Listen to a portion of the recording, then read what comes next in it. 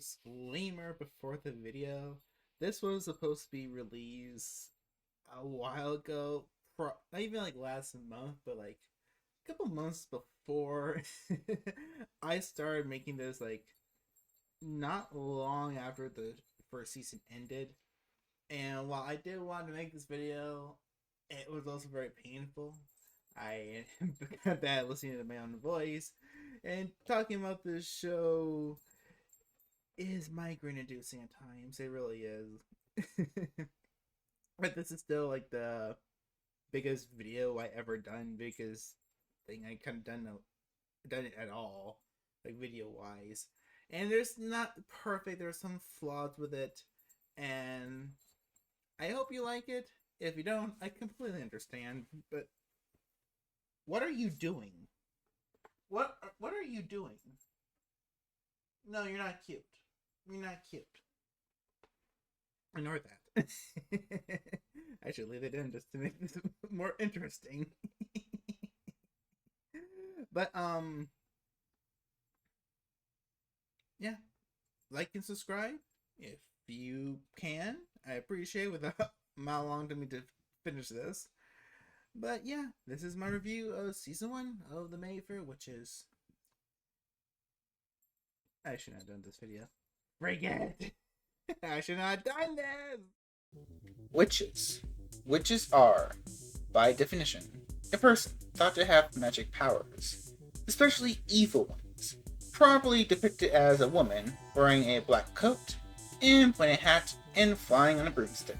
Witches have many sides to them: Satan worshippers, female empowerment, servants of nature, all-powerful cosmic beings who view lesser realities as game boards and storybooks.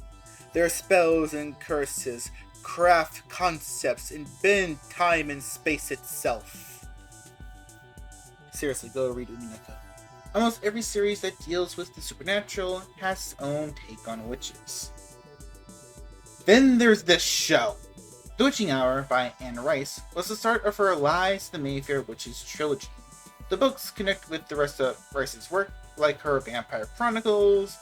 Back in 2020, AMC bought the rights to use Anne Rice's Vampire Chronicles and Witches trilogy. In 2022, we got their unique take on her vampires with Interview with the Vampire. While very different from the source, it was still able to capture the essence of the novel. Unlike other series, the writers actually did their homework. Not only could I tell people who read the book were making the series, also it wasn't being handled by people who hated the source. It felt like it was made by fans who actually wanted to make an alternate take on the Vampire Chronicles. Can't say the same for the Mayfair Witches.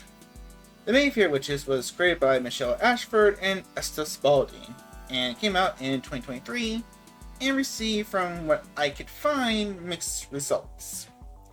Ironically, the show has the opposite problem with Interview with the Vampire.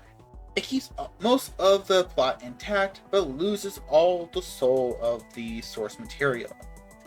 If you go back to my channel, you may see I did cover a few of the first episodes when they were coming out. But due to reasons I can't even remember myself, I had to put them on hold. But I want to end what I started, so let's finish this bitch. I'll be breaking down the show by each episode, reviewing the episode itself, and then comparing it to the book. I'll give my thoughts and feelings of the book throughout the video. But a quick little summary of my feelings about it. Before the show aired, I started listening to the audiobook, knowing I wouldn't be able to finish reading the novel before the show ended. I finished listening to it a few days before the show's season finale. My thoughts on the book were a bit muddled. I didn't like the book compared to her Vampire Chronicles.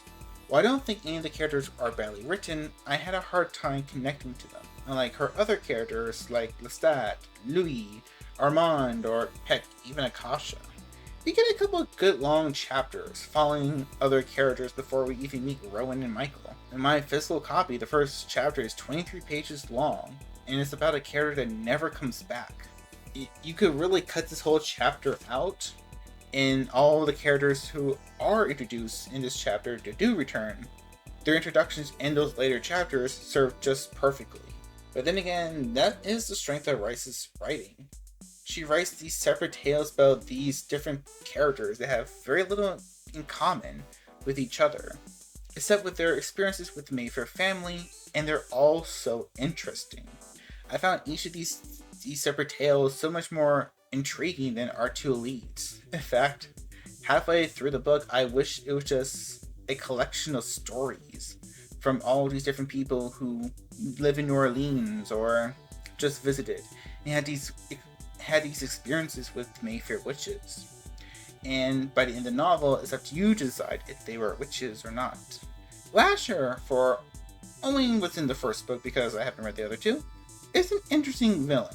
Rice gives us bits and pieces throughout the narrative, and she kind of lets us figure out what he is with everyone else, and his motives are very weird, and this is what I was going to say, he is weird.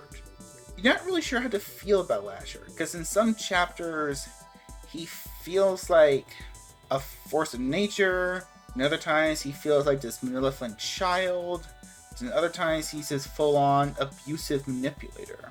And speaking of the family, let's talk about the File of the Mayfair Witches.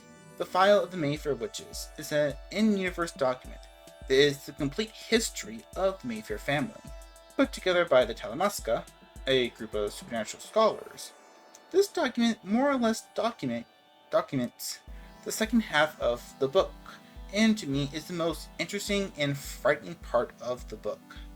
This weird middle section of the book that's worth the full price alone is so unique and so detailed. Rice really created this whole huge background for the entire Mayfair family. When I did read the book by myself, this was the chapter I wanted to read the most, and actually went back to reread. If you want a decent understanding of the family history, which I will not be giving in this video, please check out The Naughty Librarian. She gives a great short breakdown of this section of the book. If I had to recommend the book, I would recommend it to fans of Anne Rice, gothic horror, and fans of the weird and effed up material. So, people like me. If you're not in that category, you probably won't like it. Now, let's get on with this confusing dump of an adaptation. Episode 1, The Witching Hour. I had to watch this show like twice just to do this video. One for notes, twice for the outro review. And I have to say, the first episode isn't that bad. The first episode is actually probably the best episode of the season. The episode is split into two parts, one in present day, one in the past, and it's done weird. You don't really get a sense of Deidre's past and Rowan in the present. You almost feel like it can be happening at the exact same time, which can be kind of good depending on your mindset. If you like the fact that you're surprised about the time period shift, awesome. If it pissed you off, understandable. You should have done a little bit better to show that this is a different time period following Deidre, and we should have done Rowan. Following the characters, our main character, Rowan, played by Alexandria Daddario, is kind of confusing. When we meet Rowan, she feels strong, confident, then she just gets the shit of life beaten into her. Nasty boss, her mom is dying of cancer, and you feel sorry for her because this entire episode is just one big punching bag of all these horrible things. Then when she starts getting to know her power, it gets kind of interesting. You're like, okay, what's this power? How does it connect to her? How does she get to these witches? And by the end of it, you're like, alright, let's see where it goes from here. Then we go to Deidre's part of the story. This is the part that doesn't fully work for the backstory. Because when we meet Deidre, she's already a teenager. She's having this confession with his father Folly, I think they named him. And you're getting this idea that, okay, so she's living with these oppressive group of aunts. She lives in this rundown, shabby house, and she has this creature connect to her, this spirit named Lasher. Who is Lasher? We don't really get to know. They kind of throw you into it. And I really just throw you into it right away. Like, you just see Lasher off a distance, and you're like, okay, so he's something magical. She wants to leave, she wants to go away, but Lasher won't take her. He says he can't, but we don't know why he can't. Unlike in the book, we don't really get explanation of the limits of spirits and what things they can and cannot do. Lasher convinced her to go to a party held by her uncle Cortland. Cortland is a bit of a mixed character. He has some elements from his father Julian thrown in into the party scene. Kind of like this LA, how fancy it looks, how snazzy. Almost has kind of a 20s feel. Then we get to this weird drug trip where Deidre's been drugged and kind of enjoying the party, not really, while Lasher just watches on weirdly. Creepy sex scene where halfway through you can tell that Deidre's probably not in her right mind, which, ugh, this is Mayfair Witches for you. Her boyfriend dies. Not even her boyfriend, just this random guy she met. We know it's already shady because we saw her uncle picking these boys out. Like, okay, I want you to go hook up with my niece, basically. And then we have the next scene where she's talking to the priest, and it's also just rushed because this is our second time meeting this priest, and we're going to tell that he probably doesn't fully believe in anything. It's not like, oh, Deidre, you can't do this. There's no man, there's no spirit. And she calls him out like, oh, you're just afraid of them all. Which, okay, cool. Then the birth happens. Yeah. This is what we really say. Like, this episode is entertaining. Like, everything with Rowan is actually very tragic and kind of interesting. Deidre is cool. I love the aesthetic, especially with the party. I love the look of the house. I love the actress playing Deidre. I love her performance, but it's just here, introduction, party, creepy sex scene, birth, Lasher being weird, and thing. You don't really get to know who Deidre is. And that'd be kind of better if we got to see more scenes of her later in the show. And while we do, you don't really get to know her. We also get to meet our second main lead of the show, Cyprian Greer. I think I'm saying that right. Sure. Alright, this character he doesn't really have that much of an introduction in the show. He shows up, he touches the house, he gets an image of Lasher, he calls Ellie, he's like, I'm going to protect your daughter when you're gone. Then the second scene he shows up like, oh, Lasher's on the move. And then, done. Ellie's dead. Which is also another bad thing about this episode, that the episode, when it comes to Rowan's point of view, the whole episode takes place within like a whole year, at least. Because we start with Ellie getting sick with cancer, then at the end of the episode she dies. And also going back to Deidre's story, she gets pregnant, and we just skip to the 9 months. Like, alright, there has to be more happening within those 9 months. Why can't we see any of that?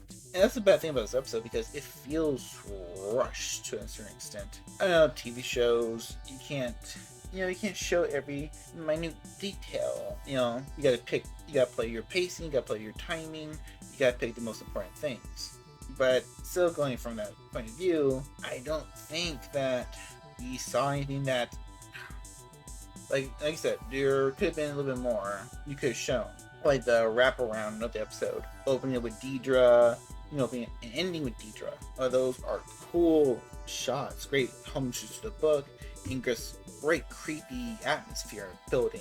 I'd rather see it be taken out and shot with something with little girl Deidre or little girl Rowan, so we could see a little bit more of those characters. We could see a little bit more of their journey as these growing up these young witches. If I had to say the best performances for the show, Alexander Daddario is giving a good performance in this first episode. Her acting goes up and down throughout the season. I give that blame to more the directors and her. I think she can give good performances. This episode alone shows that. It's the directors who directed her poorly, and instead of saying let's do that again, they just said cut. I'm sorry, but I'm gonna butcher this name. Chongai Chikrasa. I just completely butchered that name. I know I did. But the guy who plays Cyprian Grieve. He doesn't really get that much of an introduction in this episode, but what we see of him is very flat. He doesn't feel heroic. He doesn't feel scholaristic. We don't really get a feel for this character, but this show only has 8 episodes. Yes, we're bringing a season 2, but for these 8 episodes, I think it probably been best if we got to see him. He needed a little bit more spotlight in this episode. Jack Hudson, who plays Lasher, is just there. I have to be honest, he's just there. He doesn't feel threatening. He doesn't feel seductive. He just doesn't really have this epic presence like I think they were trying to go for. He just feels kind of off to the side. Like, I'm not scared of him or intrigued by him in any kind of way. And that awful CGI effect where they show him morphing his face into these different people and creatures. No, you didn't need to do that. That's stupid. I don't see what the point is. Watching this show at least 3 times now, I do not see the point of that scene. You could have cut it out and saved time. You could have cut the entire CGI budget out and brought it to something else. I don't know what, but that need not to be there. Not need to be there. I do want to take a quick little shout out to the cast of, you got Harry Hamlin as Uncle Cortland, which I really love this casting. Cortland, not talking about the book, I don't want to bring the book up right now, but Cortland, he has this very factor to him. He's very showy. He's very the Southern gentleman. That you feel like you can trust him, and he feels like he can tell you these old time stories. He's just gonna be a sweet man about every little thing. He's gonna assault you in the sweetest way possible. But they just show enough in this first episode that he's a little darker. He has something hidden behind him, and this makes all his sweet talking even more eerie. So I like that touch, how they did that. We got Beth Grant as Carlotta Mayfair. I love this performance. She just plays this perfect nasty old lady and bringing it from the books. Well, she doesn't really look like Carlotta's description. She really does feel like the character. Actually, no, she's a little nicer in the show, which is kind of good, because in the book, Carlotta is this horrible woman with good reason. But in the show, she gets a little bit of a likability factor. It's kind of hard to explain. I'll probably bring it up as we go on from here. But yeah, as the first episode goes, good introduction. Could have been slightly different, which I think would help in some cases. But as pilots go, it ain't bad. Welcome to What's the Difference?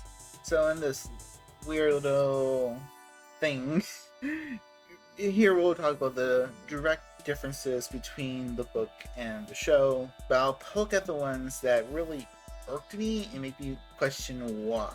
Alright, so first weird change is Deidre's origins. So in the novel we get a full kind of like background of Deidre, and this part they show with her and the priest is all weird and different. She did have a confession with the priest, but it was a new priest to their parish, and he was sympathetic for Deidre. He thought the Mayfair people were all nice, good people.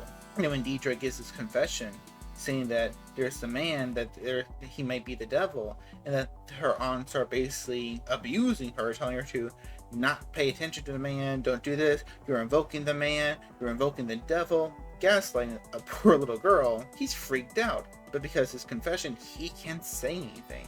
And this goes through a large chunk of his chapter, how much he feels regret for not being able to help Deidre. Because he said the wrong thing and she freaked out and ran out. And also how Deidre got pregnant, or at least how she thought she got pregnant, is also very different. In the book, Deidre was said to have an affair with one of her college professors. And she, for the longest time, or than everyone else, said that was the father of her child. And that the professor died in a car accident on a way to see her. Which is very different from here, where it's some random boy that Cortland picks out for her and he dies randomly at the party. Alright, there's this weird little bit where she's having this one night stand with this bartender, that Rowan seems to more or less say that Lasher's been with her since she was a kid, or she's known a part of Lasher, that she has some weird witchy instinct about him, which is completely different from the book because she knew nothing about Lasher. She was completely surprised about Lasher. Lasher didn't show up to her till her mother's death, which, unlike in here, Lasher only shows up to her because the doctor took the amulet off her body. And that's another big change in the show. In the book, the amulet was like this big golden crest with this huge emerald in the center. And people were just shocked at how big the emerald is, asking if it was real or not. Instead, it's been transformed into this weird E thing, which I might pull up on the screen if I can remember. And it's not all. It's a cool looking prop, but it's not all big and amazing looking. How everyone in the book was amazed at the emerald. Also, in the show, the emerald actually seems to have power over Lasher. Like, it actually is connected to him, and anyone who wears it is bonded to him. Which is, in the book, it is a bond, but it's symbolic. It's nothing more than that. The amulet has no true power over Lasher. It doesn't grant people dominion over him or whatever. It's just a fancy amulet that is a part of the Mayfair family, and so a part of Lasher, and he likes to keep it as a memento to all his witches, I guess you could say. And I guess we can do that. Speaking of Lasher, Lasher appears a lot in the show in his human form, which was not the case in the book. While Lasher does have a human form, he can only hold it for brief moments at a time. It's not something he can just constantly walk in and out of. It's also very different because in the book it's said strictly that when Lasher does put on this human form, most of the time when people who aren't witches, people who don't have any kind of psychic abilities, the people who see him is because he is taking on a human form. He is pulling himself together, he's gathering molecules scattered about and building this weird makeshift human shape for him to just present as. Doesn't seem to be here in the show. Here, he just seems to be a spirit that has a human form, and that's just what he looks like. Which in the novel, no.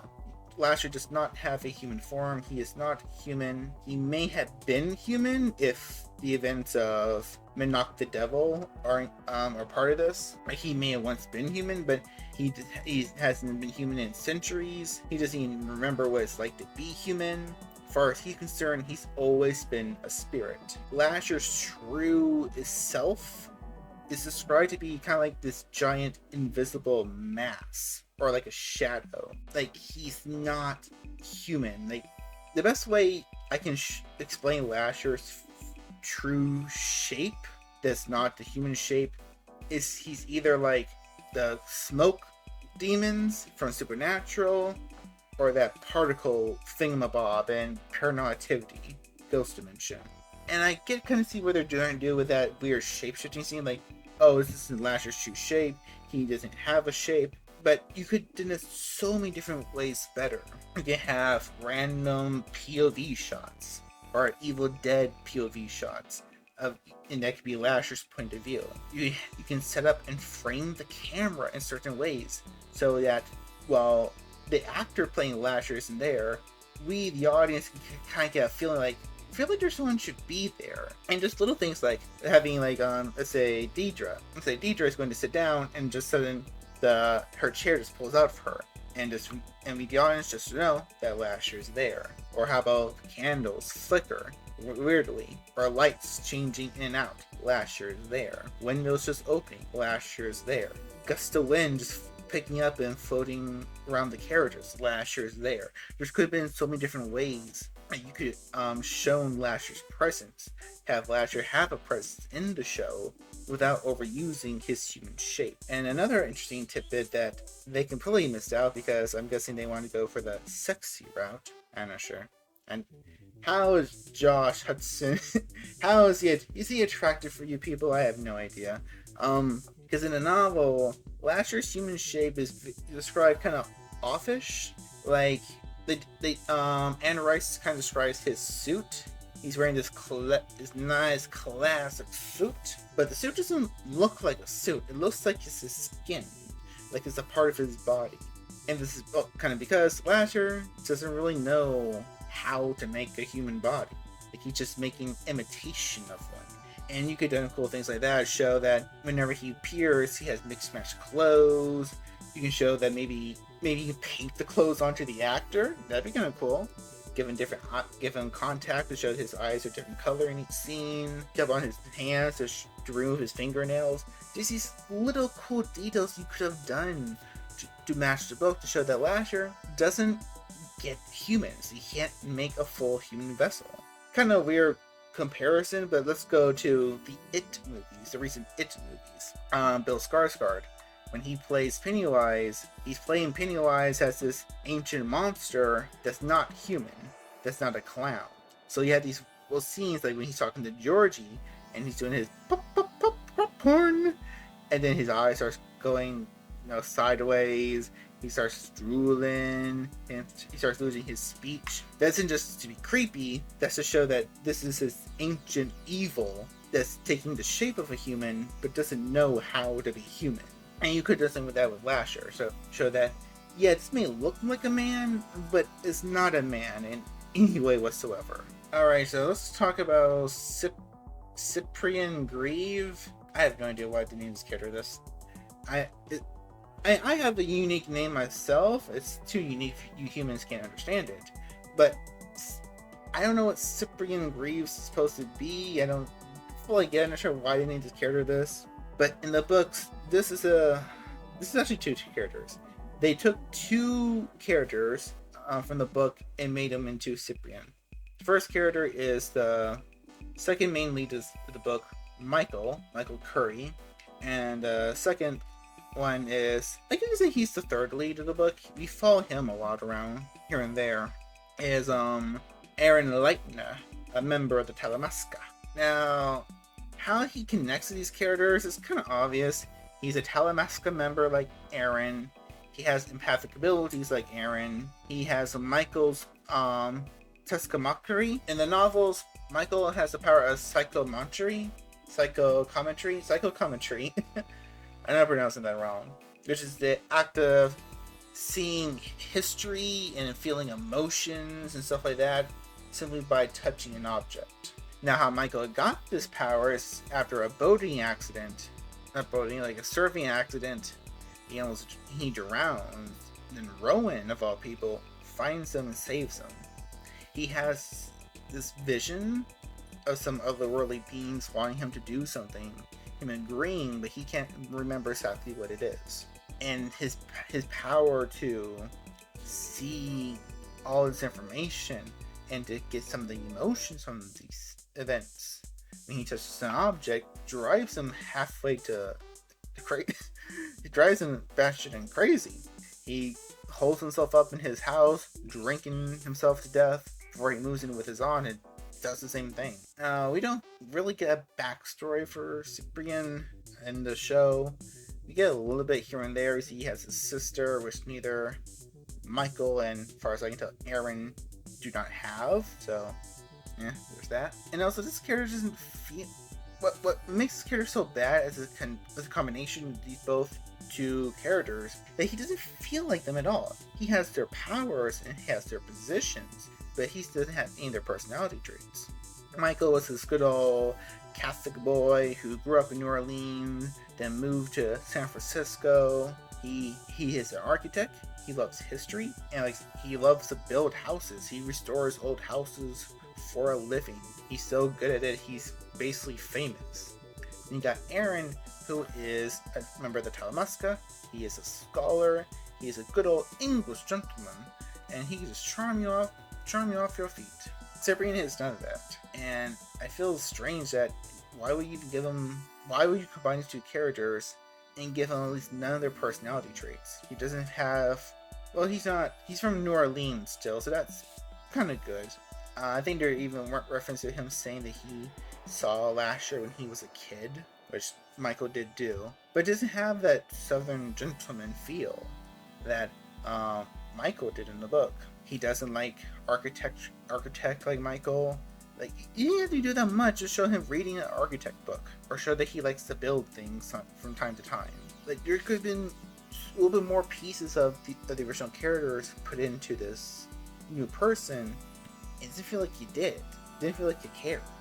That's one we're probably going to take out because it's going to piss some people off, but I have to say it. The cartoon misogyny sucks. Anne Rice's book is all female empowerment.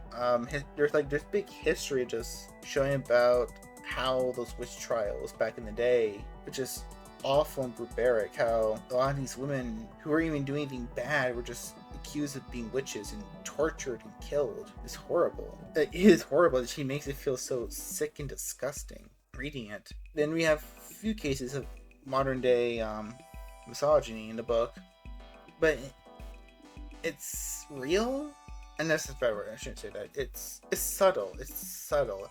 It doesn't hit you over the head with it. It's just here though. It's a little bit cartoony and distracting because when Rowan is going to do a surgery on this little boy, her boss, guessing the head surgeon, comes in.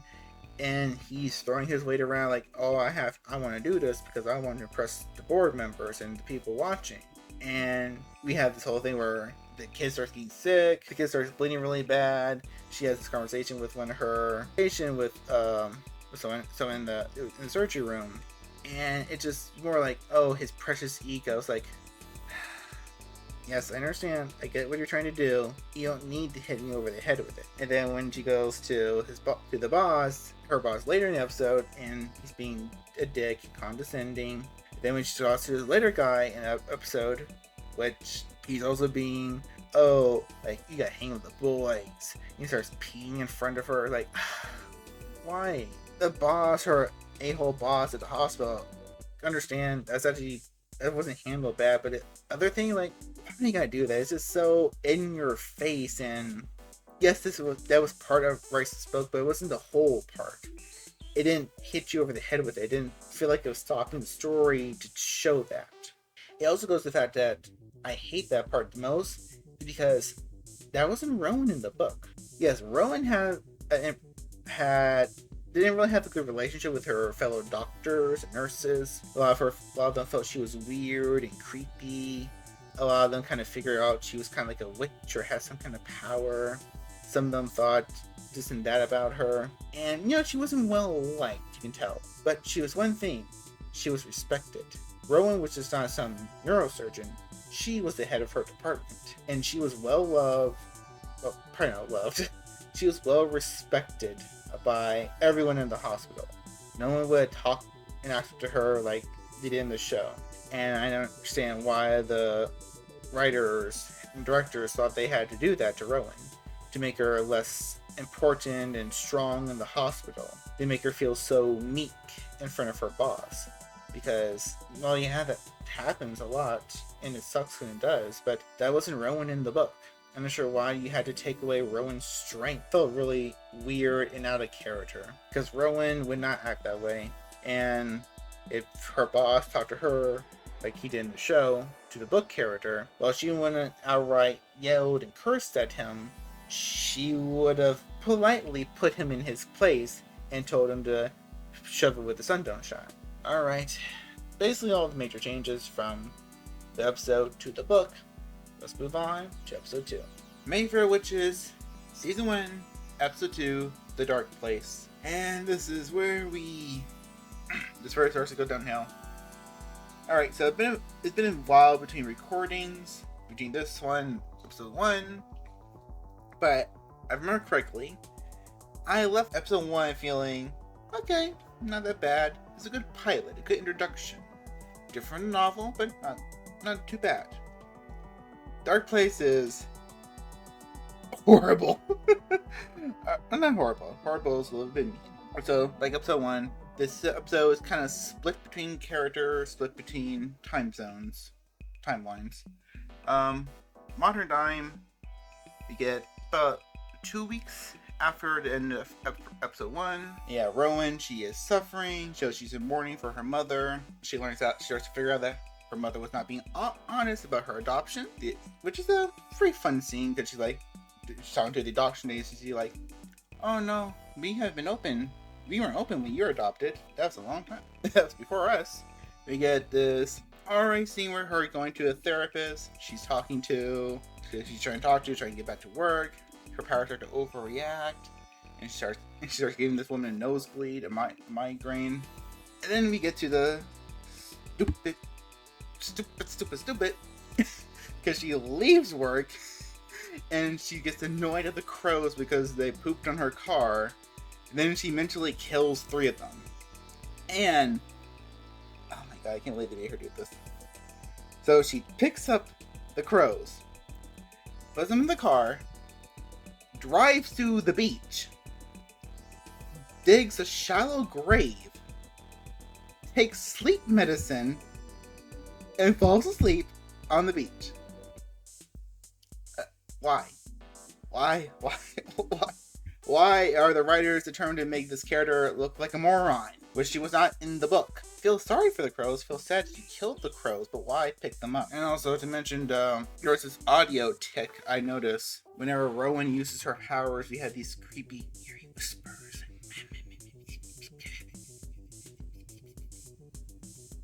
Which is cool and creepy.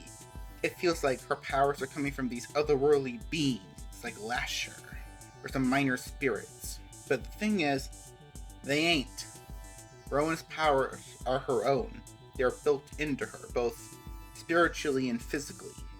So having these powers, having these whispers like she's getting powers from something else, does not work. It's actually real stupid if you start to put a little more thought into it.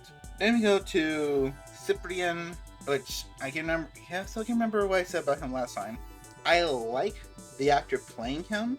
I just don't like the character, because he feels nothing like the 2 characters he's built out of. You know, he technically has their powers. You do get like a cool use of his powers where he's touching Rowan's stuff in her house. You get to see her memories. We get this cool shot of her crying, but these are just so much weaker versions of this power. I know this pretty part of the book, when Michael touched parts of the house, he got all this information. Not just these quick little scenes, but he picks up a pen. Oh, I know the person who last hold this pen. I know their name. I may see what they write with it. I saw the person they passed it on to. Even the person who had it before him. That's how the power works. That's how strong it is. And that was an untrained Michael. The creators could have used this scene to show us glimpses into Rowan's past. To show us her school life, how she grew up, other things. Like, this could have been a fun little way to work around a flashback. No, before that happens, he calls his head to the Talamasca. They're being weird and shady, which is complete opposite to the Talamasca in the books, which I know we're probably not supposed to talk about the books, but I'm talking about it. They have this weird interaction, like kind of like a standoff, because she thinks he's following her. She's like, I'm gonna kill him, I don't want to kill him. And that's actually good. I like the hesitation. It's one of the few times Rosario Dawson. I forget this woman's name.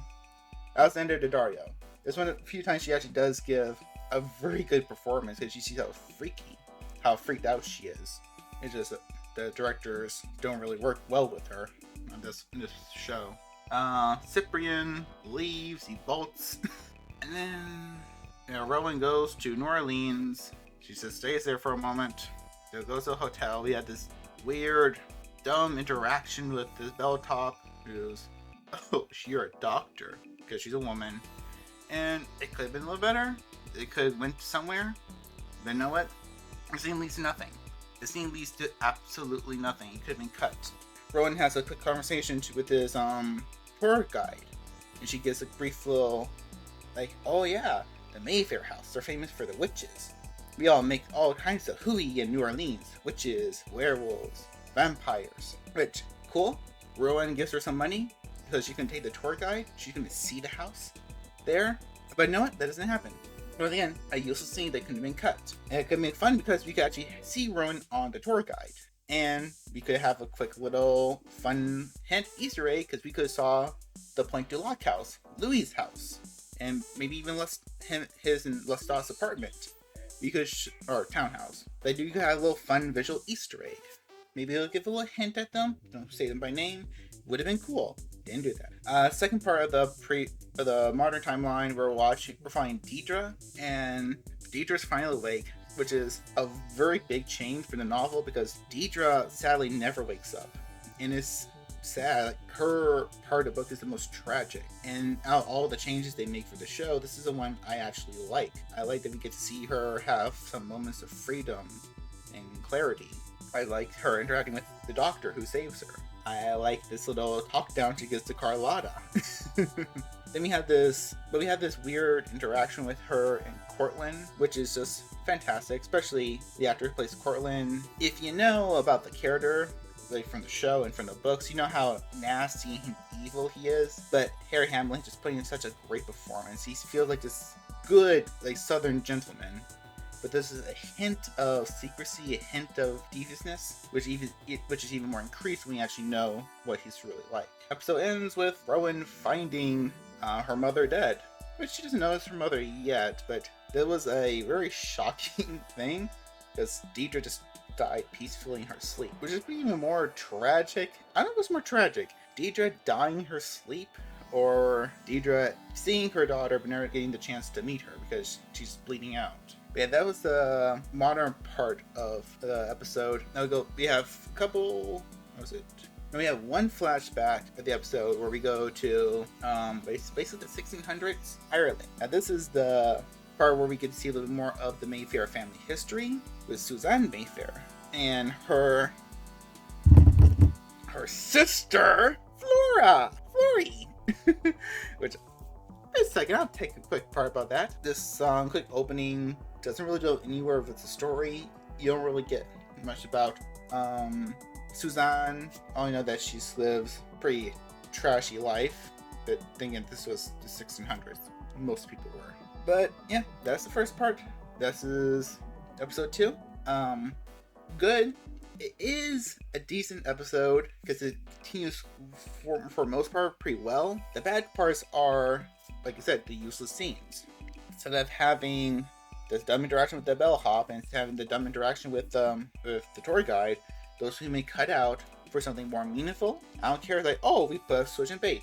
Switch and baits are cool, but not when you have limited amount of episodes. This is the showrunner's fault for wanting to shove the whole book into one season, and this book is longer than Interview with the Vampire, and they were smart enough to split that up into 2 parts.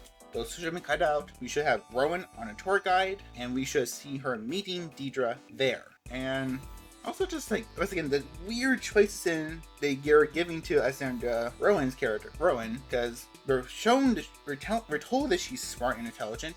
The character in the book is smart and intelligent. But a lot of times in the show, we have these moments where she just acts very dumb and stupid. This isn't an experienced age doctor. This feels like this part was written for a teenager or someone who just graduated high school, is going off to college. She doesn't feel the smartest we're told that she is. And yeah, that's this part. Now let's switch over to the next section. All right, so what's the difference? Well, the major differences here are freaking staggering. Rowan does eventually go to New Orleans, but it's after she learns her mother died. She never got to meet Deidre in the book. It leads off this very emotional scene where she gets the call from Carlotta in the middle of the night, like 3 a.m., the witching hour. And she's like, who is this horrible person she keeps getting this, she's talking to? Then she has to call the hotel. She has to call the Longans, the funeral home. And this is really long, not long, but section of the book where it's very, it's just sad and it's a real moment. And it kind of sucks that it wasn't recreated here in some way. Aside for a quick mention, we never even hear anything about Lonigans, and they play a small little role in the book. And another little weird mention is just the whole thing with Rowan and Cyprian here, between Rowan and Michael, because by this time in the book, Rowan and Michael have been kind of together for about 2 days. So that's one of the bad things about the book, that Rice really did shove these characters together, and it's like, I don't really like Rowan and Michael as 2 separate characters. but when they interact as a couple, they're really good. And while I felt it was rushed in the book, Rice, she did a good job making me feel like this is destiny. Like these two are kind of supposed to be together. You don't really get that in here in the show, even with their first meeting, which is technically not their first meeting because he's known about her for a while. It doesn't feel special. It doesn't feel creepy. It just feels like, oh, this is happening. I said about Deidre. Deidre died in her sleep. What else? Oh, that's right. That's right. I forgot about that one. So somewhere around the episode, I forget the exact words. I should go back and watch it, but the show is brain rotting me so much I don't want to. Deidre mentions Stella, her mother. Like, I know Stella with this and that. Like she said Stella taught me the words. Because, in the show, they cast spells, they use magic words, which was not a thing in the book. Witches could do rituals, like exorcisms, but it wasn't, the words had no power, it was the ritual itself. I probably remember this wrong because the history of the Mayfairs is such a long part in the book. It's easy to forget things and have things scramble up. But in the book, Stella died. Deidre was only a baby, like probably a couple months old when Stella died. Stella didn't teach her no freaking magic words. That's what that stupid change was just like, oh, Stella taught me this. No, honey, your mama died. Your crazy aunt clawed her eyes out and shoved her out the window. That did not happen. But what really angered me is when they go back to the past and they're showing Suzanne Mayfair. Now this is cool because we're showing more about Suzanne, get a little bit know more about her. In the novel, we didn't really know that much, that she was kind of a dimwit. She didn't really know much about magic and demons, but she had great potential for it. Her summoning Lasher to be with them was a complete accident that she didn't even know would probably work. Here, you're showing her to be a little bit more competent. She's actually kind of a wise medicine woman. She was in the book, but we didn't really know that much about it. Here, we see her actually helping people. Here's one thing I really hate. So we see her tag along with this little girl. When I first watched the show, I guess I missed the dialogue part, but I thought this was going to be Deborah, her daughter, which makes sense. Deborah was about 12 or 13 when Lasher was summoned and when Suzanne eventually died. But after my second time watching this, I heard the words that she was not her daughter, but her sister. And not only that, when I'm just watching it this time, her name was not Deborah, but Flora, or Flory. What? So you completely erased Deborah Mayfair, who was probably my favorite part of the Mayfair file, right next to Julian and Catherine and those in that generation of Mayfairs. She has such the most sad and tragic story of all of them. And maybe Deborah does exist in this alternate take of the world, but just not to have her at all in the scene where book fans are going to be watching it. I don't even know. I felt kind of similar with Interview with the Vampire, where they had all these new characters and blah blah blah. But Interview with the Vampires, they made new characters. And except for one minor character, nobody was really replaced or changed. I'm not sure what this dumb take has to do with anything. Then we have one small good part where we find that we see her kind of teaching Lori how to herbs and special flowers, and only to be ruined with this strange man, I'm guessing, who owns the farm. She has to give him a little favor for her to put the field, which is completely is changed, interrupted with her looking into the wind and seeing the crows fly, the wind blowing. It's kind of cool because it shows that Lasher was kind of always there. And I started thinking that maybe this guy is supposed to be the man who brings her the demonology book, and that inspires her to try to summon a demon, which eventually brings about Lasher. But no, this guy never comes back. He does come back, but he's nothing special. He's not that person. In fact, I'll skip ahead that Lasher's never even summoned. Lasher's never summoned like in the show. So I have no idea what this is.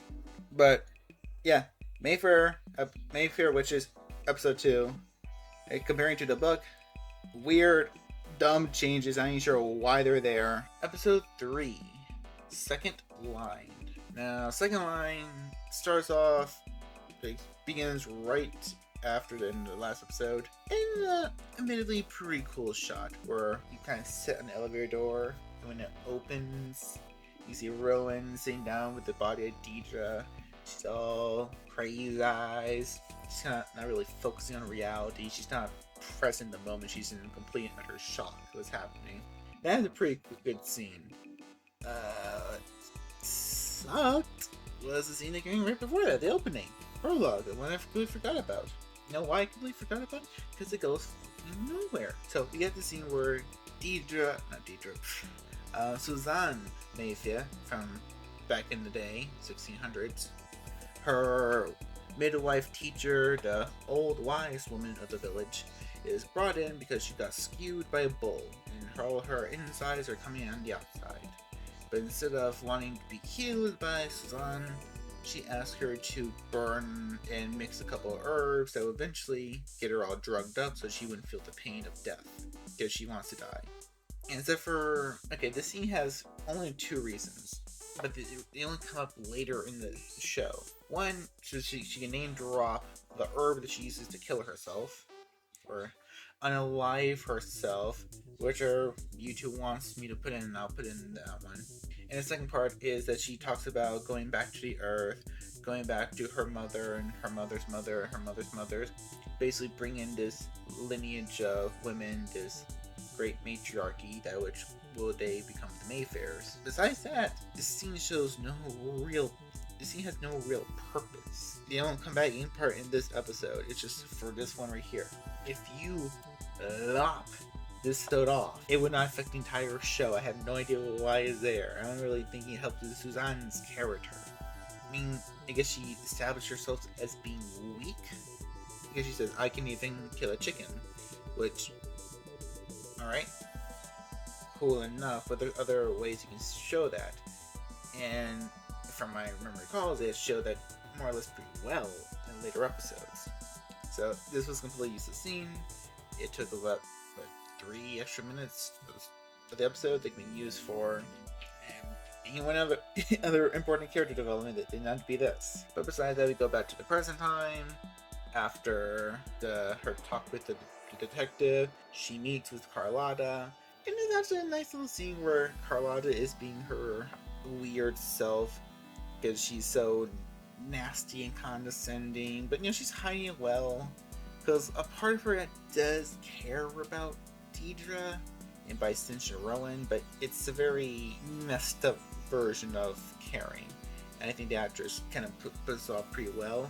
But when you get to Cyprian's apartment, and then it gets kind of explanation-y, I guess you could say, because he has to sit down and tell her about the Talamasca, about this being that's attached to her family. And it's kind of like, it's like just sitting down there just talking about, like, fair enough, there's no other real way you probably could get this information to Rowan and by extension the audience, but I would like to try, at least have it be in a more interesting setting than just this loft or wherever the heck he lives. There's this moment where Cyprian's sister comes to the apartment while he's out, which is in a different book.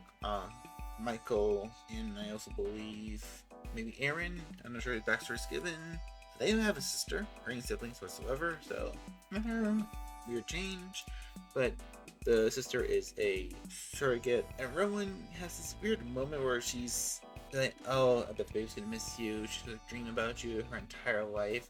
This is a very sad scene of just Rowan projecting her own issues onto this child that isn't even born yet. It's just a good example of them weakening Rowan. Like I said, Rowan was a very strong character. She was a very mature character in the book. She had her moments of self-doubt, her moments of rage, her emotions where her emotions got the better of her. But that didn't contradict other moments. Rowan's a doctor.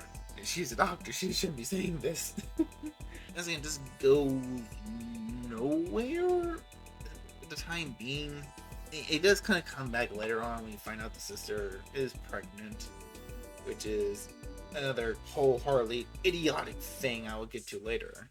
Rowan has to leave the apartment, and it's because Lasher set a fire out. I will compliment them on this. They actually don't show Lasher setting the fire, so it kind of takes you a minute to kind of put together that he is the one doing this, that this was his trick. Bravo for them. Showed a little bit of restraint. Let's step away from the main cast real quick. Let's go to the Mayfairs. So we have this great, actually, I would say this is actually a pretty good scene.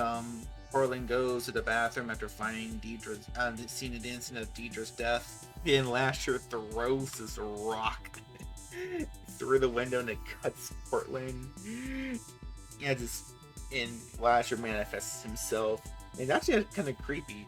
The actor Josh Hutcherson, whatever his name is, sorry. He actually feels kind of weird and intimidating right here.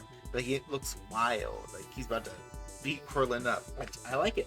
It's one of the few times in the series he's actually very threatening as Lasher. And I wish they had that energy almost in every other scene. Then there's this dialogue like, he can't get to Rowan because she's closed off to him. But I don't know, why is that? He got pretty close to her on the plane ride where he was telekinetically sexing her.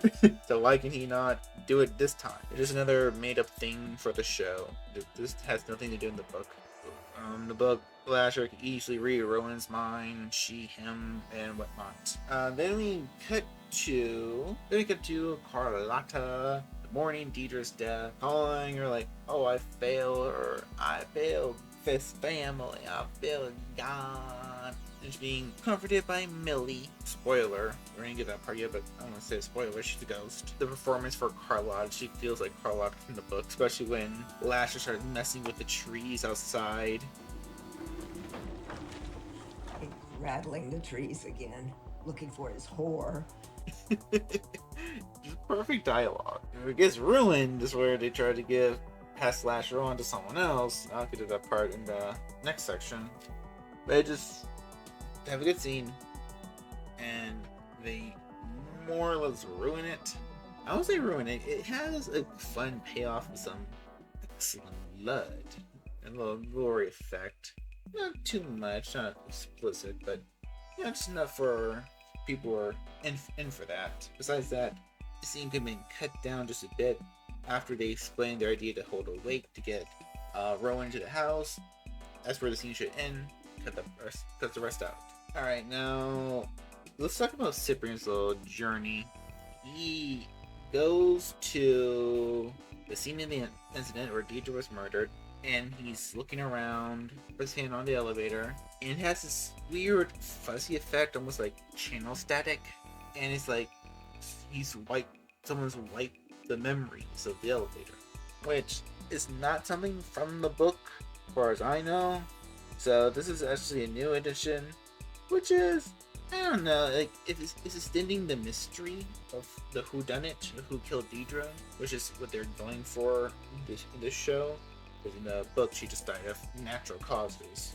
They're like, oh, that's fine, that's kind of cool. I like the effect, I like how fuzziness of it. The CGI is kind of iffy, but then again, I guess it being kind of off kind of makes it work to an certain extent. I don't know, just for me, maybe. Then he has to go to Deidre's body to touch it. He sees the memory from the first episode where she was forced to give up Rowan. He has an encounter. He has an encounter with the morgue, the mortgageer, person who plays with the dead body. I can't remember what their names are. He's acting all weird because she's like, oh, you're touching the body? Oh, shouldn't you know this? Aren't you a medical student? He goes to Cyprian, gives him this flyer, and he's like, we're here. We're a brotherhood. We're here to stop the witches. The witches, man. This is the start of the most idiotic plot of the show. This is the most moronic addition that they made to the story, the most nonsensical part they made to the story, and the most frustrating thing. I cannot believe they wasted so much time, effort, and money on this subplot. Rowan is forced out of the apartment. She's walking around town looking for Main Street, trying to get to the Mayfair house. She has this brief encounter with Jojo, a character we get more familiar with in the next episode, I think. Which, heads up, I actually like Jojo. She's actually one of the few changes. I would say the changes that work. She's one of the new additions of the plot that actually work. Does have a character in the book that's kind of like her, but once again, we'll get to that later.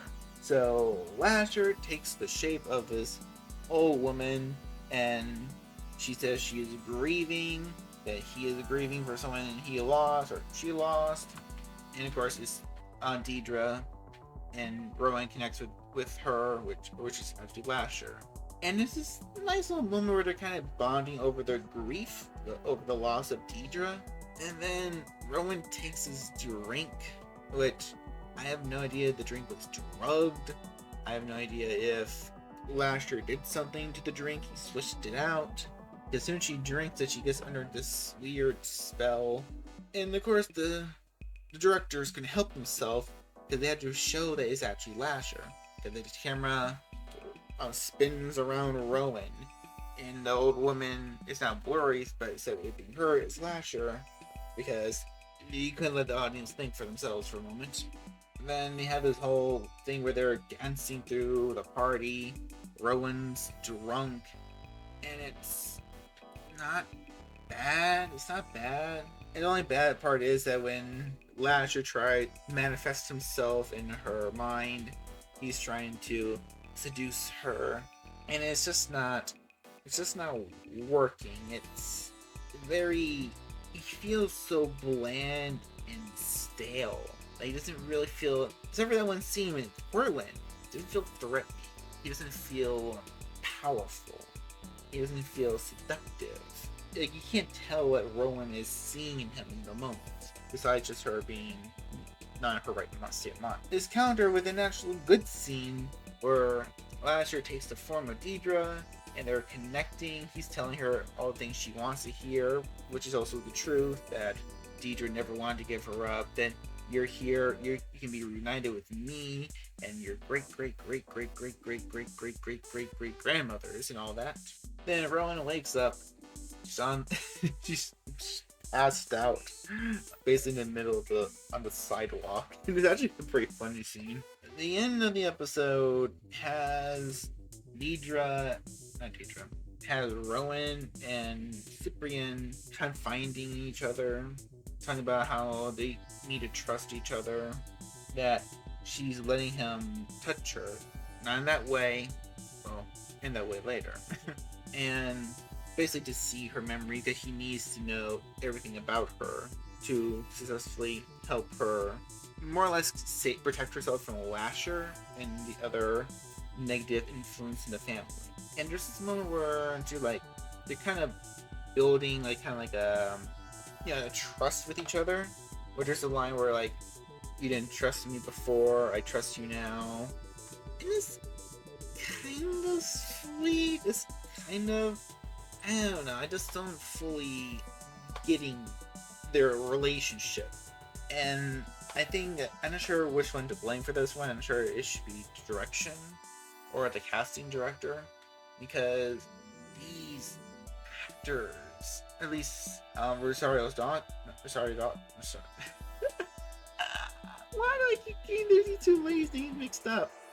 Alexander Daddario doesn't really have any chemistry with either of her male leads.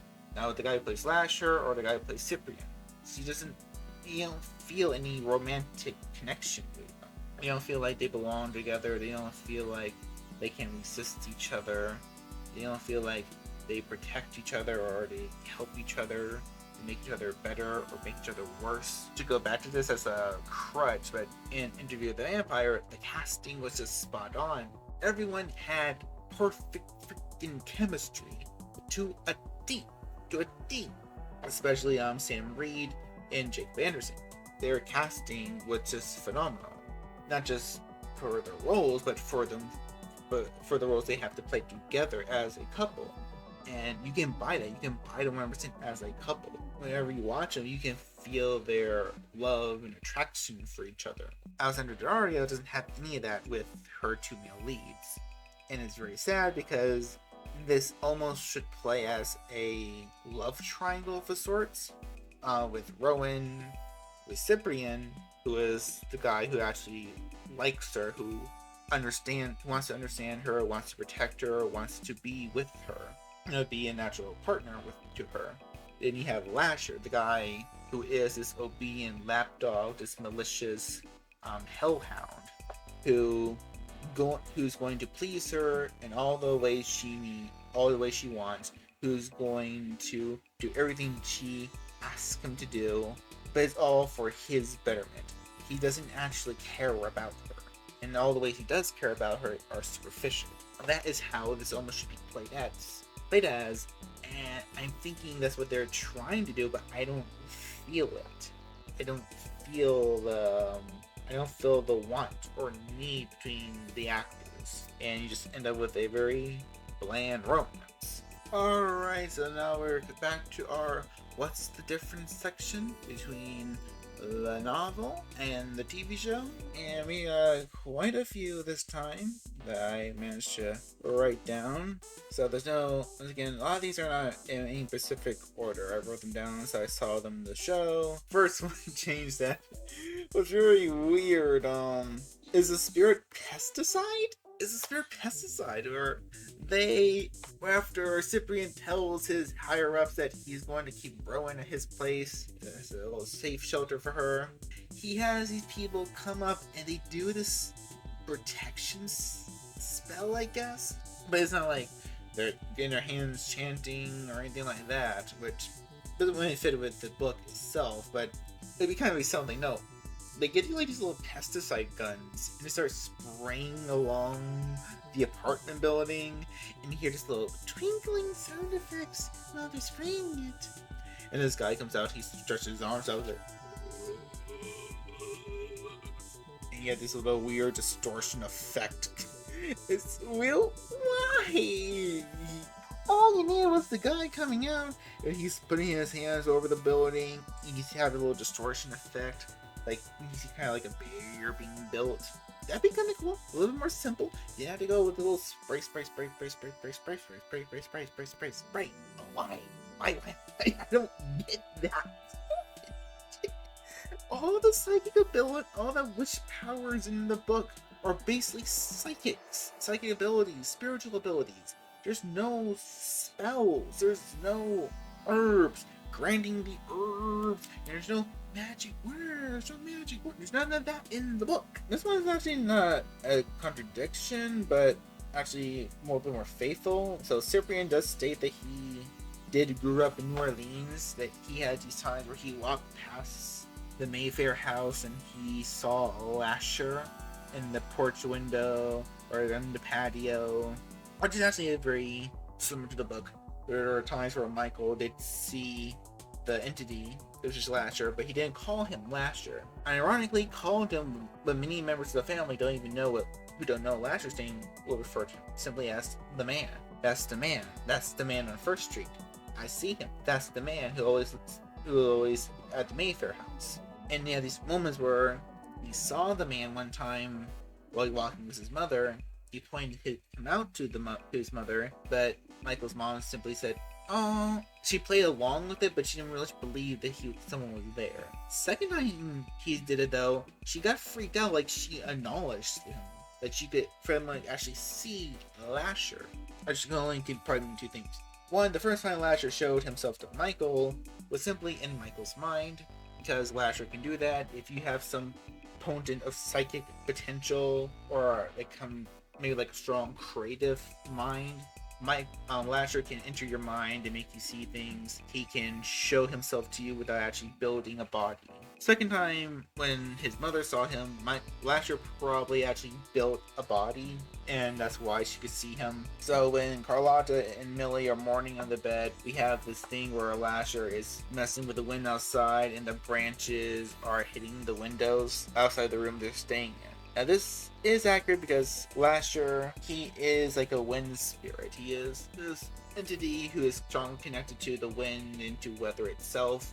He can easily make it storm. He's known for creating powerful thunderstorms whenever a Mayfair dies. That's his way of grieving. So this actually is pretty accurate to the book. When it's not accurate, it was not accurate at all. One at all freaking bit is when they are like, oh, if we can bind him to somebody, if we can bind him to somebody other than Rowan, maybe there would be enough time for us to convince her that she needs to leave and get out of this place. Find an nanny. But their idea of binding Lasher to somebody is giving someone else, which is in this case their old maid, Delphine, the amulet, the necklace, the stupid key, because it was not a key in the book. To give that to her, and Lasher gets all me, starts bashing her head against the wall. The thing is, that's not how that worked. Lasher's connection to the necklace and that connection to the Mayfair family is all symbolic. It has no actual psychic or spiritual power over Lasher. If you put the necklace on somebody else, Lasher is not automatically their spirit. He does not have to come to them. He doesn't have to obey their orders. He doesn't have to do nothing. It's completely symbolic. And Lasher is connected to it because he knows this is important to Mayfairs, and he himself feels some kind of symbolic purpose connection to it. So like there are times where, let's say the necklace may get lost, or like maybe it was buried with a person's body. Well, Lasher can take that necklace and bring it back to the Mayfair family. But that's all it is. It's just a trinket. It's pretty. It has a lot of power, symbolic power, but no actual power.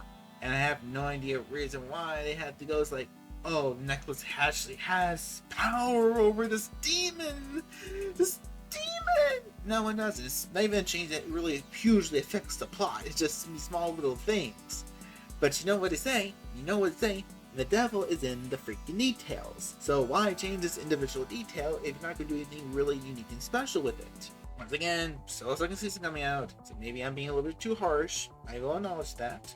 But I have not seen the second season, and I still need to read the other books, so maybe you should just be a little more faithful to the source material. Cyprian's acknowledgement of the Talamasca being around since the Middle Ages is correct. There's a little bit more detail than that, but that's all that's really important. Nothing was really changed. When Cyprian is telling Rowan about Lasher, he simply refers to Lasher as a being. And that word is repeated a couple times. And no, Lasher is not simply a being. He's not an unknown entity. While there are unknown things about him, they all agree that Lasher is a spirit. Now, the Talamasca has dealt with spirits many times in their various hundreds of years. This goes into the whole storyline of Mignoc the Devil, and I read that book like 2-3 years ago, probably more than that, so my memory is kind of blank, kind of fuzzy on it. A realm called Sheol, and that's probably where Lasher is from. Is not really a human entity. He maybe was, maybe not.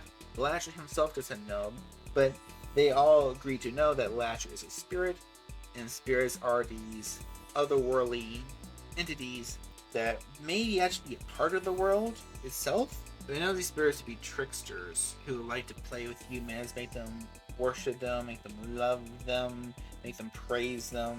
Many of the gods of old were probably just spirits looking for attention, those kind of things. So they know what Lasher is, but they acknowledge Lasher as a particularly dangerous spirit, and they acknowledge Lasher as a spirit who acts really odd. Because most spirits are playful and threatening, but they don't really know they're threatening from their experience. Lasher knows what he's doing. Lasher is connecting himself to his family. He has manipulated and groomed this family for generations, and they're not exactly sure why. The Lonigan's funeral home is actually brought up in this episode, but you never actually see them, which is kind of a shame because the Lonigan's family has a small 2 chapters dedicated to them, and they're really fun. They're a fun group that we spend some time with, and I won't dig on them because these videos are going to be really long. But they were a fun fan. They were fun characters. It's sad that they did not get adapted in any way whatsoever. So one of the Lonigans, the son, married a girl named Rita May, and Rita May was an old friend of Deidre's back when they were still girls. And it was Rita May in the book who stopped Rowan at the funeral to tell her, because she didn't know she ever had this chance to do it, that Deidre did not want to give you up. She was forced to give you up, and it was a strong emotional scene, mostly because we spent several pages with Rita May, knowing how much she loved Deidre and how much she wanted to help Deidre but was unable to. How Deidre tried to tell her to get her help while she was pregnant, but the card that had Aaron Langner's phone number was damaged so much she couldn't do anything. And next time she got to see Deidre, she already gave birth to the baby, and she was so hopped up on drugs and electric shock therapy, she couldn't say or do anything. And that was just one of the very sad and tragic moments of Deidre, the whole Mayfair clan. Alright, there's 2 last things. One, actually no, three things. Lasher's seduction of Rowan is completely different. Here, he's like, oh, I want to know you, and blah, blah, blah. Which, actually no, cut this part out, we're going to save out for the next episode.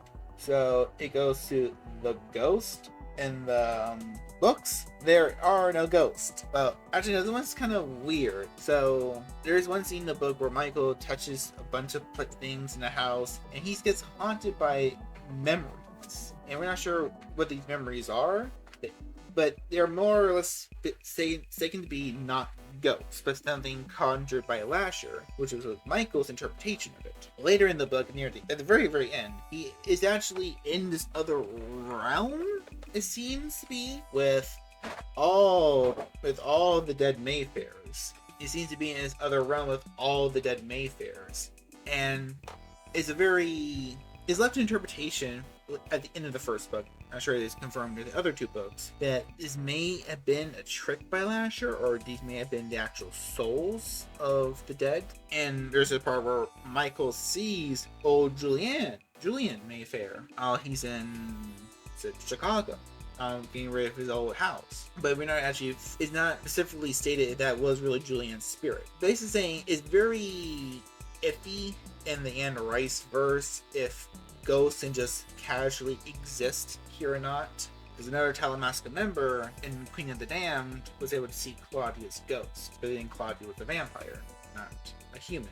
So I was saying, it's very weird how she treats ghosts. They can just lounge about, or they are in some special other place. But when Lasher states all the dead are all around you, that's not exactly how it works. So another difference there.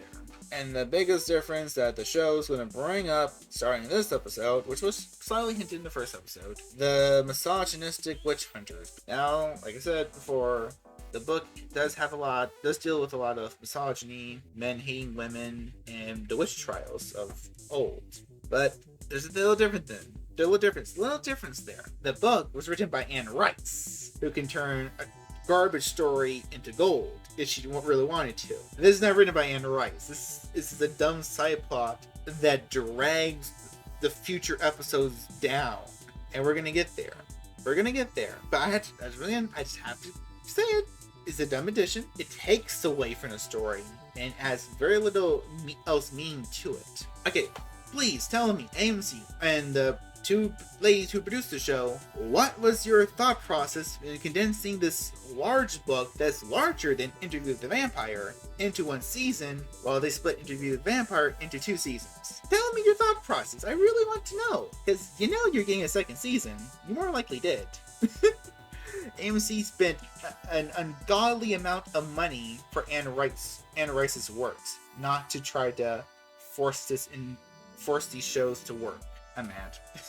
I'm ranting. Alright, this is episode 3. Time to move on to episode 4. Because I hate myself. Episode 4. Curiouser and Curiouser. I don't know what to say at this point. So the whole premise of this episode is it is Deidre's funeral, it is her wake. Rowan is attending it. Cyprian's there for a moment, but he has to go out to do some Talamasca thingamajig. We have the killer and the couple also with Cortland. There, I summarized the whole episode. Stupid. Alright, game, being mean. The show's starting to wear on me. It's starting to wear on me. So hard not to pick up my phone to start scrolling because I'm waiting for something interesting to happen. Something good to happen. The episode opens up with another flashback to the 1600s, where Susan Mayfair, she is attending the funeral of her teacher, the original old wise woman of the village. She gets scolded by the priest because he says, "Don't cry, she's in heaven now." And then she secretly attends this pagan funeral for all the women to grieve. Well, not particularly a bad scene. It is slightly intentionally hilarious because you have these women dancing around this Wicker Man like figure. While dancing, they're also crying and screaming. It's unintentionally but hilarious. Okay, I'll admit that. Cool, not really cool, but nice shot showing Rowan practicing with her powers as she is looking inside the body of this gecko that's on the window. Appreciate that, showing her actually exercising the muscle, so when she does use it later on in the show, it kind of feels a bit earned, so I like that.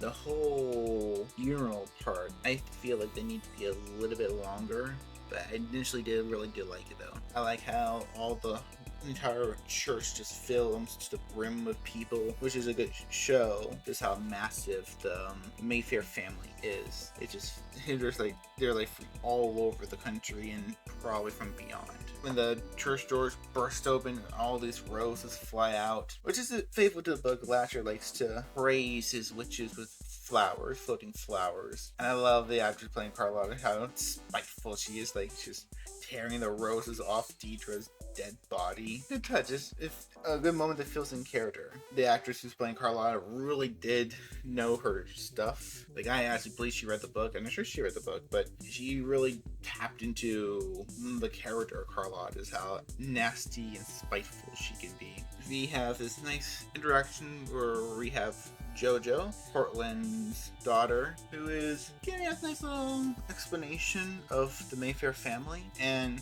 I think it was all correct. I didn't see any weird deviations.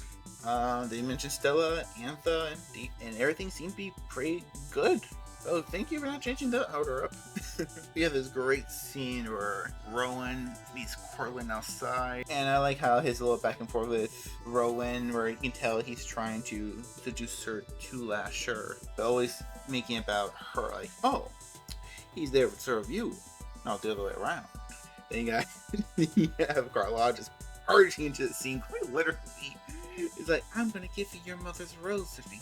Her and Cortland just bickering on like old siblings, which yeah they are, but I love the detail how in character these two got, and how Carlotta kind of just turns to a little Karen when Cortland, all by rights, calls her out like, "Oh, you held Deidre hostage for 30 years," and like, yeah, he's right. He's not wrong. But he's definitely not one to talk about doing things evil. We'll get to that later. Yeah, but that's the whole scene I really did love.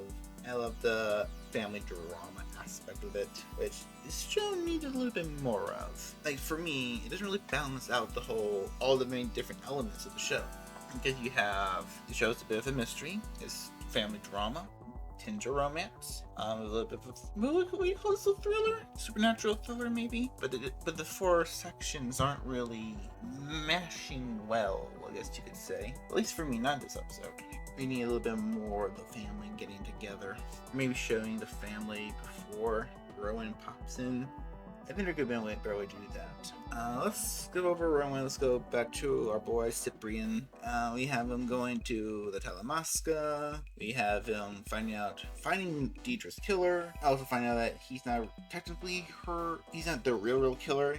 he was hired to kill her, but he's not the one who had the attention. He's not the one who gave up the money. How in this world with this city full of psychics, they weren't able to find the killer? So I kind of like that. Like, no, it took us pretty easy to find him. I did not like when they had him tied up. You see him a lot tortured, like twitching.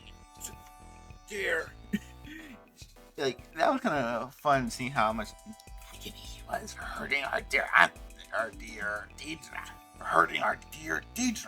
No, what I didn't like is when you see Lasher just floating out of his body. Producers being freaking lazy, not showing the many different states Lasher could be as when possessing this man. Like, you could have showed a thick shadow leaving his body, floating upon the ceiling in the brief shape of a man, or maybe some kind of weird octopus-like creature. I don't know, I think that'd be kind of cool and creepy. Kind of give us alluding to the fact that Lasher, once again, is not a human, but something taking a human shape. You could also have gusts of wind shooting, coming from the body, shooting past Cyprian and Albert. Again, showing that, yeah, this is Lasher. He is taking many different forms. I've been a little bit cooler than simply having a transparent version of the actor just getting out the chair over the body. Is why? We had this nice little scene where Rowan is looking at her family necklace. She's getting a little overworked by it, and I love how she just throws off Deidre's rosary. Like, get the frick out of here. It puts on the fair medallion. Carlotta's in the corner, like, getting all heartbroken, like, oh no, she's gonna turn to sin. She's gonna turn to sin. She's accepting the devil. She's accepting the man. And the second best scene in the episode is when they're at this dinner, which I have no idea why Rowan accepted to go to. Or Carlos, like, just plays a lot like, oh, you're a mother, bane of my existence. I'm glad she's dead. I'm gonna set this whole house on fire and kill you too. And they all get locked in the house. Josh Hutcherson has another fun, creepy moment as Lasher is like, she's all mine. Just appearing behind Carlotta saying that. Okay, I like that one. I think that's one of his second times where he's actually legit creepy as the character. All the other times, not so much. Okay, so we have a lot of differences in this episode. Let's go to the list. So, major differences is the whole pagan funeral is not in the books. It seems that that's supposed to be referencing to the Mary Begot, to this like little pagan leftover ritual that the townspeople engage in, and by engaging this, it's kind of like a sexy party, a little bit of a sexy party. And Suzanne has her daughter Deborah, and a lot of people in the village believe that at the Mary Begot was like a prince, so that kind of technically makes Deborah royalty. That's the scene they're supposed to be referencing. I'm not exactly sure. The funeral, that's pretty good. It did miss a lot of parts with people just running up to her. I mean, Rowan does mention she just get a lot of crazy looks because everyone thinks she's dead. But in the book, the funeral is like an introvert's worst nightmare. Everyone is literally coming up to her and saying, oh, I'm your cousin from this and this. Oh, I'm your cousin from twice removed. I'm your cousin from here and here. I'm your cousin from down all the way up there. And it's very invasive also. It just shows the joy of these old Mayfair saying, yes, the family can continue on. Yes, Deidre didn't lose the baby. You're actually you're really here. You're alive. And it was embraced. Like, it's just crazy with all the people, but it's also kind of a bit sweet. And I think they kind of missed that. It could have been a fun opportunity. Oh, so yeah, the Talamasca. So the Talamasca are very different in the show. In the book, they are more or less a group of scholars. Like, they're just there's a bunch of freaking nerds who occasionally help out here and there. But here in the show, they act more like psychic cops. They're like this special police unit that nobody really knows about, and it's very, well, not bad. It's an adaptation. It just takes away from some of the more comfy efforts of the Talamasca that you kind of saw in the book and in the Vampire Chronicles. I'm not sure how to feel about this one. We get introduced to a character named Albert, who, as far as my research has done, is not a character in the book. He is a completely original character, so good on them. I like the actor playing him. I have a small fear that he might be a reimagined David Talbot to Vampire Chronicles character, but he is a member of the Talamasca, so I hope he's not supposed to be David Talbot in any kind of way whatsoever. And another big change here is the addition, or I guess change, of the character of Pierce for JoJo. So in the show, Corlin has a trans daughter. Her name is Josephine, or JoJo.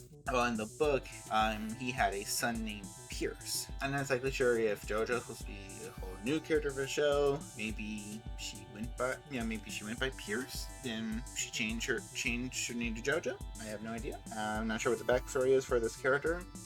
But I will say, I really do love her.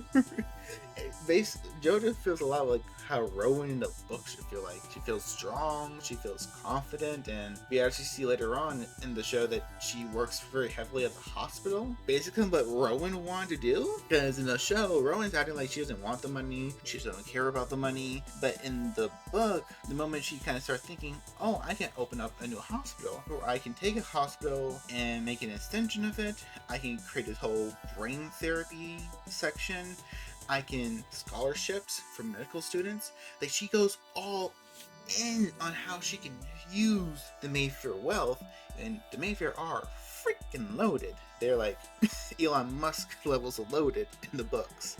And she started thinking all the different ways she can help people with her medical knowledge. Not the one in the book though, she doesn't give a frick about the money. I was saying, like JoJo, well, very different from Pierce. This is actually a change that I do not mind because the character is actually strong, confident, a bit funny, and not annoying. So, hey, that's such a good change. Thank you, writers. Episode 5, The Thrall. The Thrall is a kind of interesting how they did it. So basically, after the end of episode 4, Lasher constructed this spell in the house to make Mike, you want to call him Michael or Aaron, because that's what the character should be called, not Cyprian, but Cyprian and Rowan are kind of keep reliving this magnificent morning, and every time he goes down to make breakfast or coming back up the stairs, we can see a little more hints at destruction from last episode, the burned kitchen, his wound that Carlotta gave him. But I do like the sense of urgency when as soon as they figure out, oh yeah, this isn't all real, they immediately start getting ready to head out the door and everything. Great, no dilly-dallying around. I like how Rowan felt practical right here. She tried the door, didn't work. Tried the window, didn't work. Tried to break the window, didn't work. Then immediately tries to go to helping him.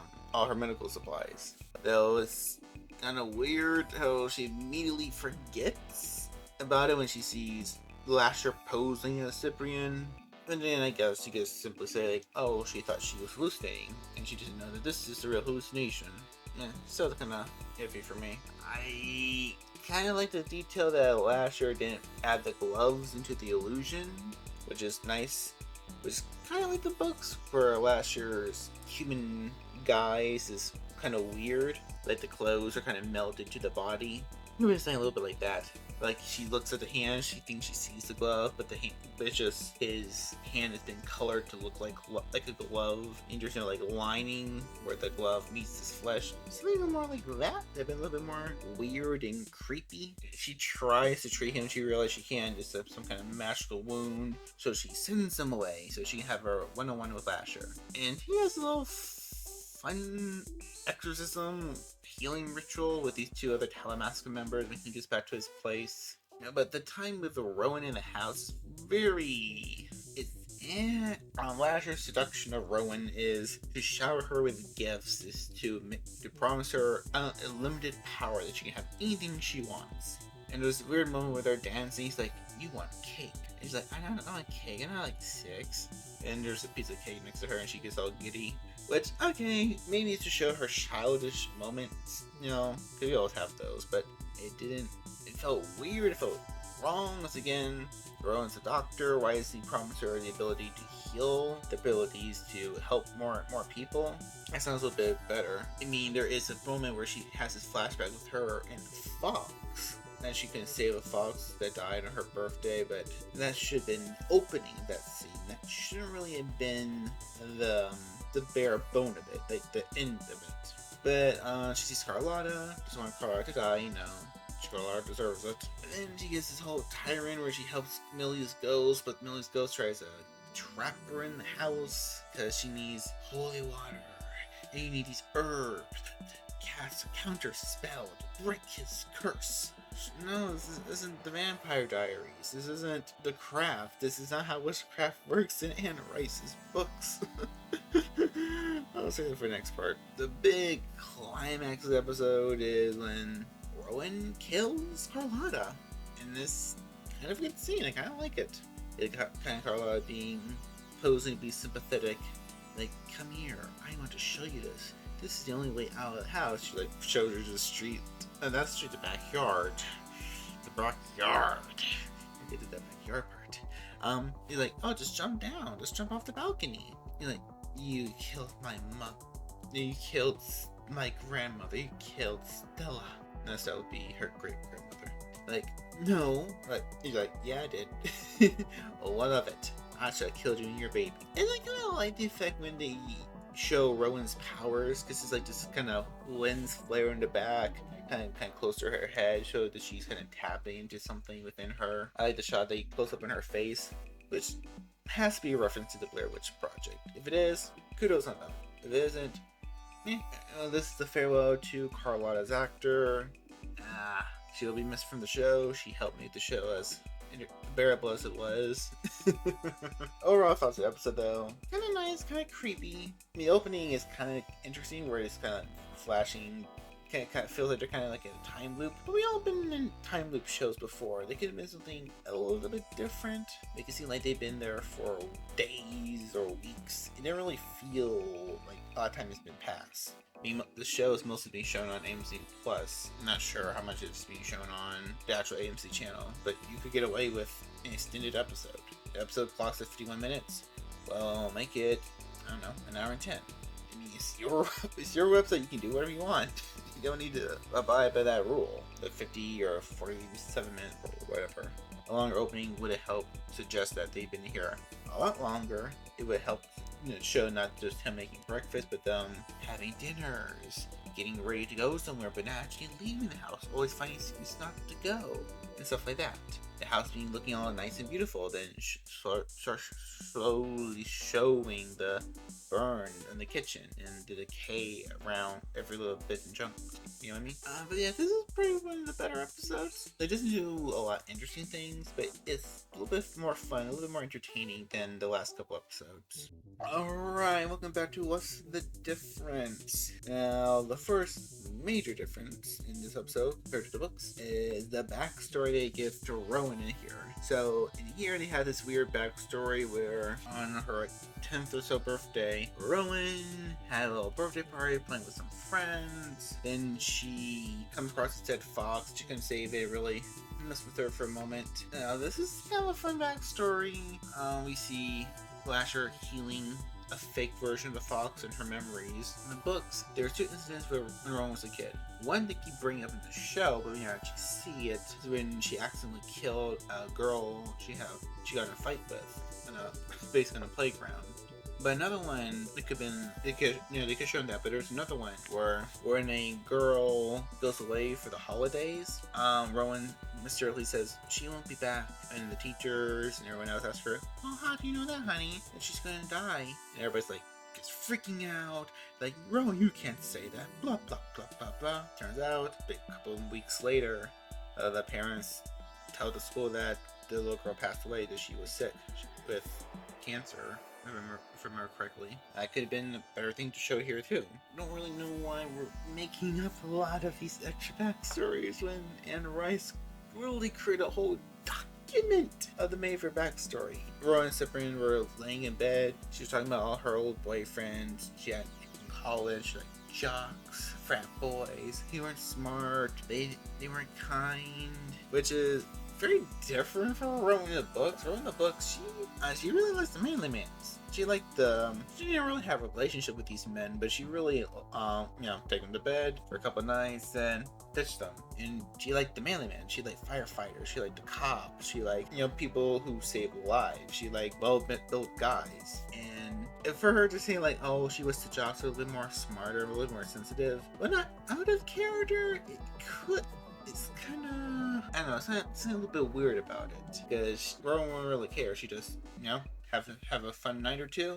She's like, okay, done with you. And that's kind of, that's who she was in the books. I don't think she really had anyone serious until she met Michael. Oh, another one is the addition of more spells and potions. So for Rowan to try to break whatever spell Lasher created, she needs some herbs, she needs some holy water. When Cyprian is laying down, bleeding out, he tries to write something special in the wall, like some kind of protection spell. And then we have this other woman from the Talamasca. She performs some healing thing to remove the dagger, or whatever the heck it was, from Cyprian. Just weird metaphysical attack Lasher gave him, which was a cool scene. It was a cool scene. Once again, that's not how the witches in the books work. It was all mostly psychic abilities. Powerful psychic abilities, and some abilities to manipulate matter. There's no real spells or curses. I'm not sure why the show keeps enforcing it. Like, that's how it was. That's how Anne Rice wrote it. That's how Anne Rice wrote it. I'm not sure why you think it is, because clearly you never read the book. Oh, Millie dear, Millie's ghost. There's this moment where she says Antha was her sister. No.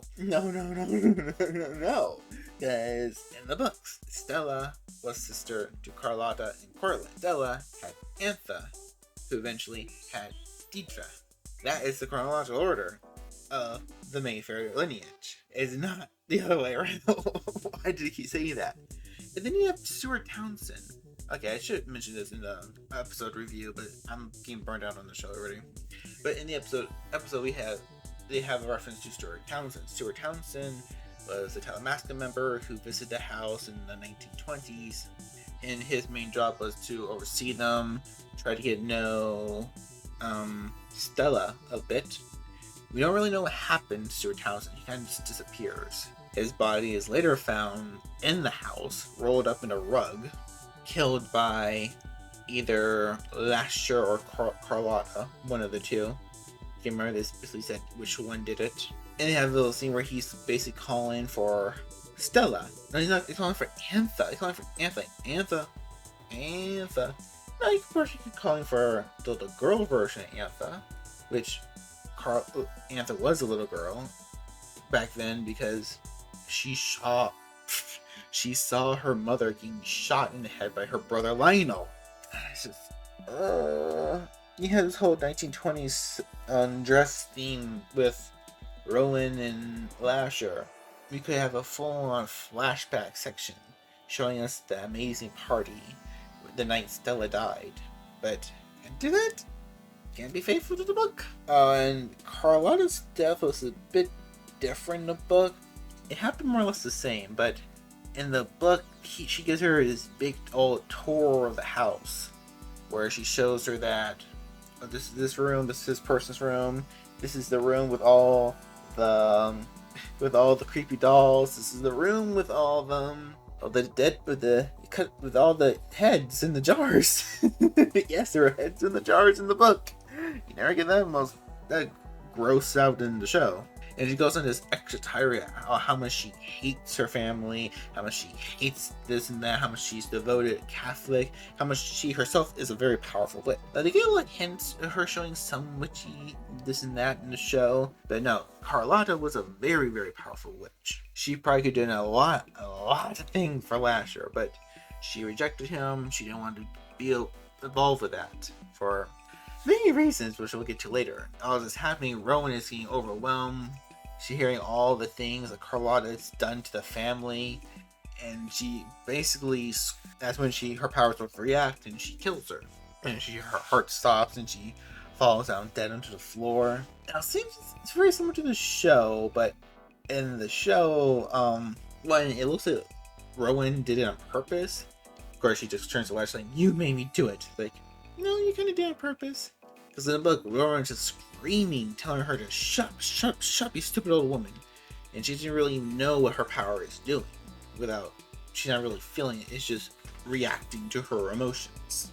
Also, while I like the extra step of showing Carlotta's step being closer to Stella's, because she fell off the balcony, how she put Stella off the balcony, which is a good change. I like that change. Bravo for your writing team. Two different things though. One, when Carlotta killed Stella, it wasn't a simple, "Oh, I pushed her off the balcony." No, she saw Stella talking to baby Antha. No, it's Stella. No, I was like, here we go. I forgot. Stella was killed by Lionel, who was her brother, who Carla manipulated him to commit the crime. Now it was Antha, who was Deidre's mother. When she saw Antha talking to baby Deidre, trying to introduce her to Lasher, she throws a fit, chases her up the stairs, hitting her, plucks one of her eyes out, and then tosses her out the window. Yes, he literally plucks her eye out before she tosses her over the balcony.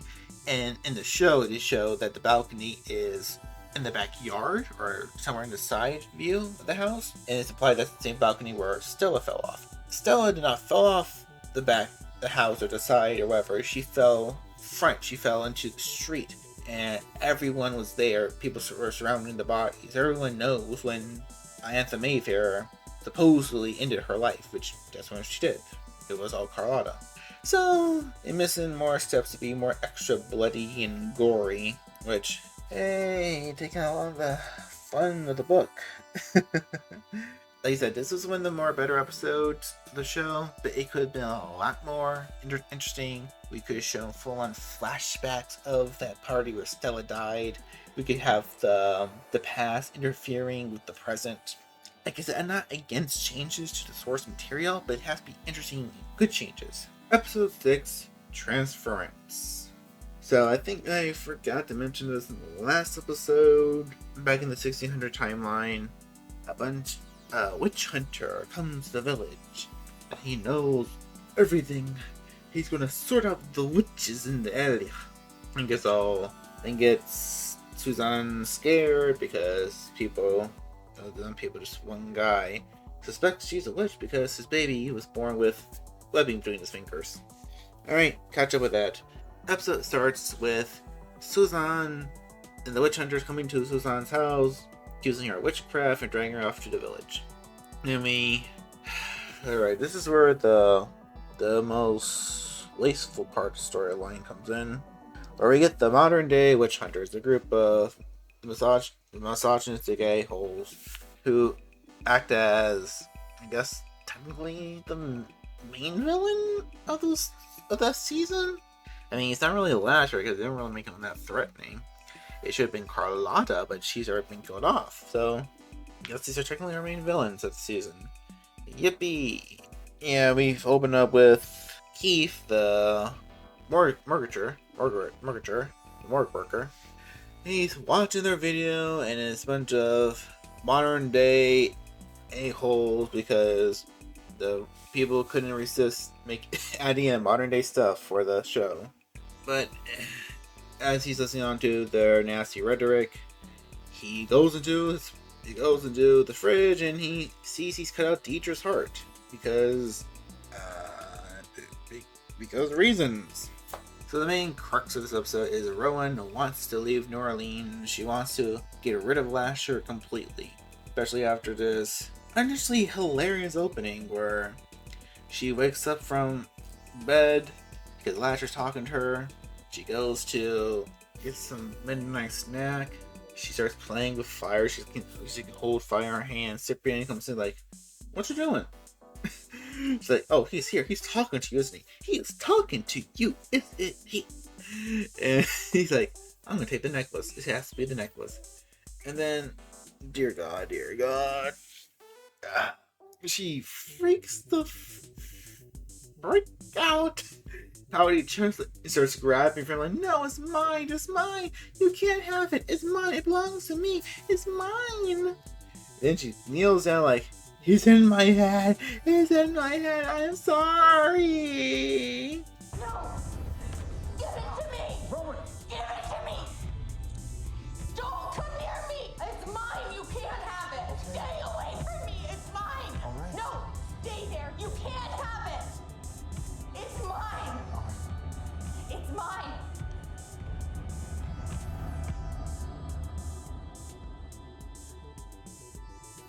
He's in my head! It won't stop! He won't leave me alone! I'm sorry! Who the freak gave her that direction? Actually, no. We're gonna take the time. We're gonna take the time. We're gonna take the time to figure this out. Let me see. Mayfair Witches.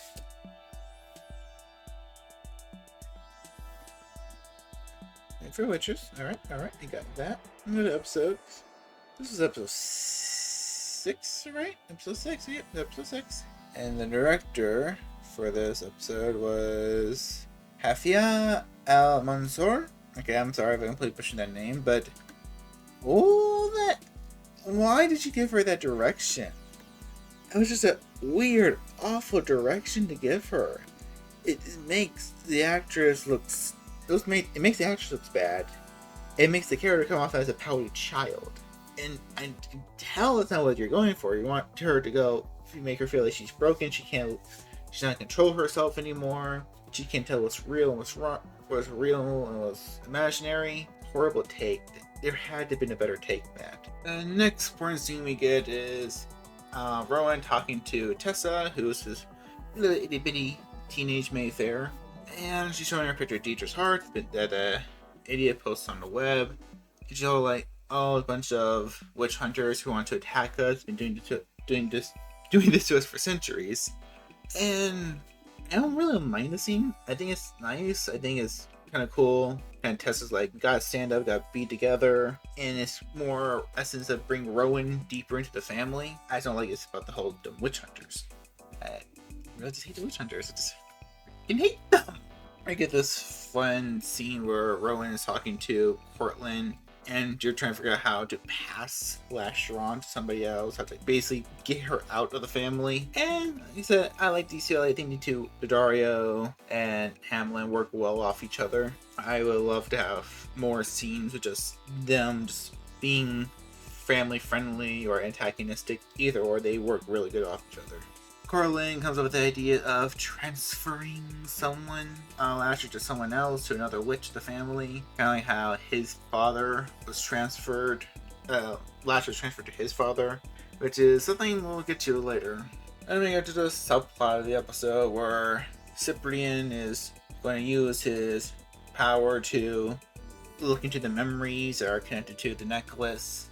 He thinks he can figure out how it all began. And that's a pretty good idea, and it allows us, it gives us a good reason to have the flashbacks of them just happening. So yeah, I don't mind that.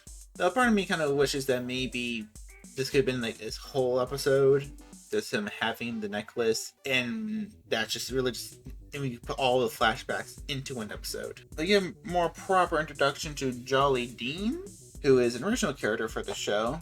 She is a Mayfair cousin, one of the older Mayfairs. Full-on bona fide witch. It has a scene where her and Cortland are trying to figure out how to properly do the transference. Jolly Dean is here to help Rowan pass Slasher on to someone else.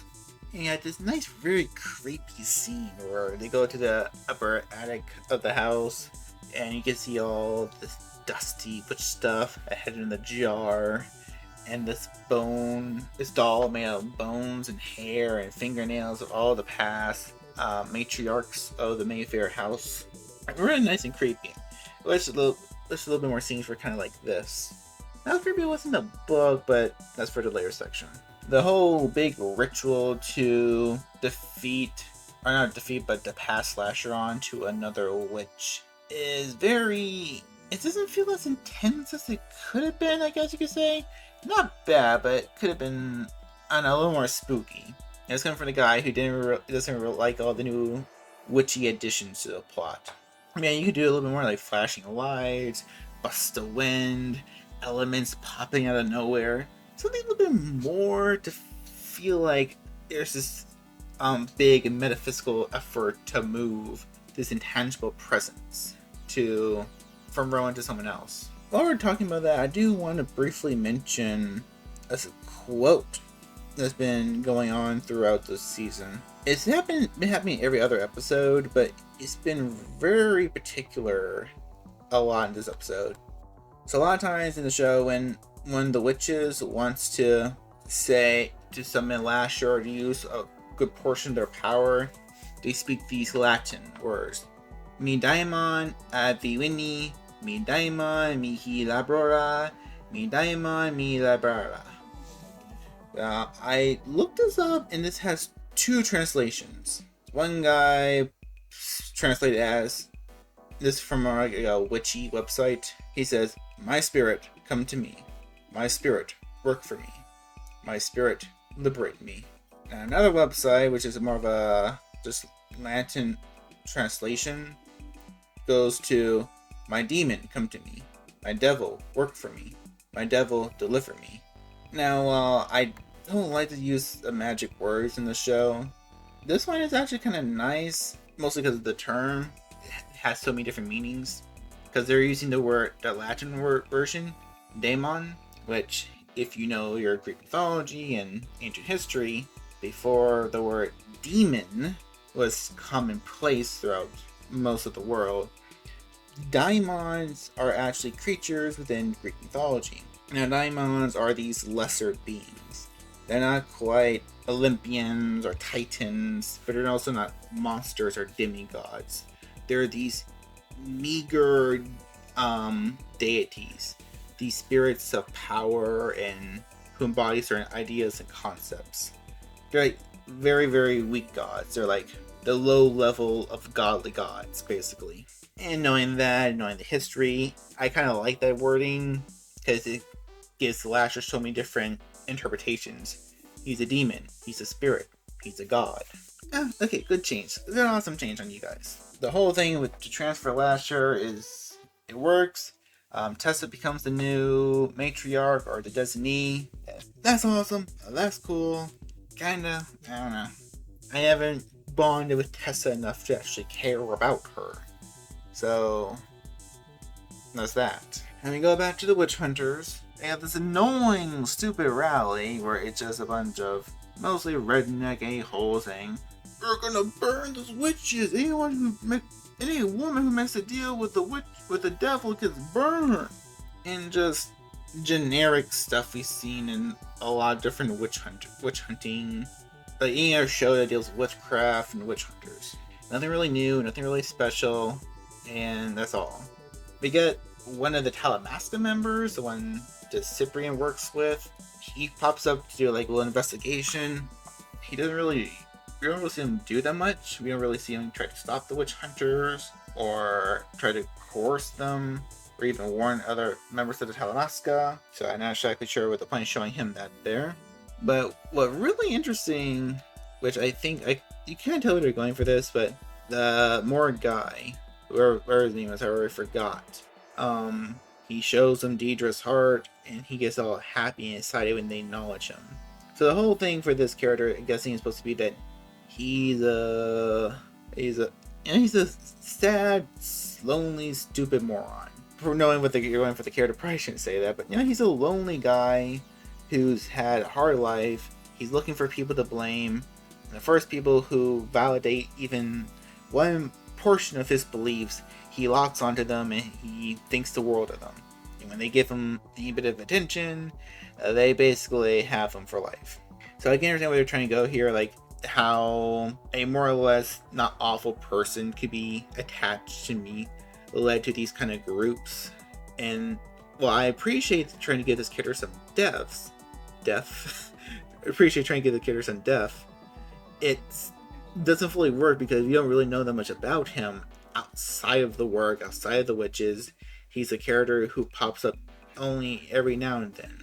While I appreciate the attempt, you're not doing a lot to show that this character has a redeeming point. We're not doing a lot to show that this character could have been a better person under better circumstances and whatnot. The main other side plot of the story episode is the full-on backstory of the Mayfair witches, how Suzanne became the witch to Lasha, and while it is very competently shot and directed, acted even, I don't like the storyline because it's so different in the book. We'll talk about it later, but I will give credit to the actress playing Suzanne. And they have her in the town square and she's begging for her life, begging for the people to believe her that she's not a witch. It is very sad and traumatic. The actress puts a lot of heart into it. You can feel sorry for her. Also, I'm not sure we talked about this, but why the heck there's subtitles for the show? I mean, they're Scottish. They're speaking English. The accents aren't that thick. I don't know. Maybe it was for some people. That's why they added subtitles. But the accents aren't that thick. Like you can understand what they're saying. The whole thing where a Lasher comes to her and kills the witch hunter. We're also playing this part where Rowan is rejecting Lasher is actually a good correlation. I like that. I know I complained earlier about thinking the rituals to get rid of Lasher could have been a little bit more effective. I forgot to mention I do like the actors in the scene. Alessandra Dario is really good at showing a connection to the family, that in this act of trying to get rid of the family, she's actually feeling a lot more closer connected to them. Overall, this was actually a good episode. Very different from the book. That's one reason why I hate it, but standing by itself, this is actually one of the better episodes. Taking away that god-awful performance in the kitchen, Alessandra Dario's probably one of the best she's been in this season. Showing we have more JoJo, we got Jolene Dean, got more Hammond. So all of those characters are just great, and I wish they had more screen time.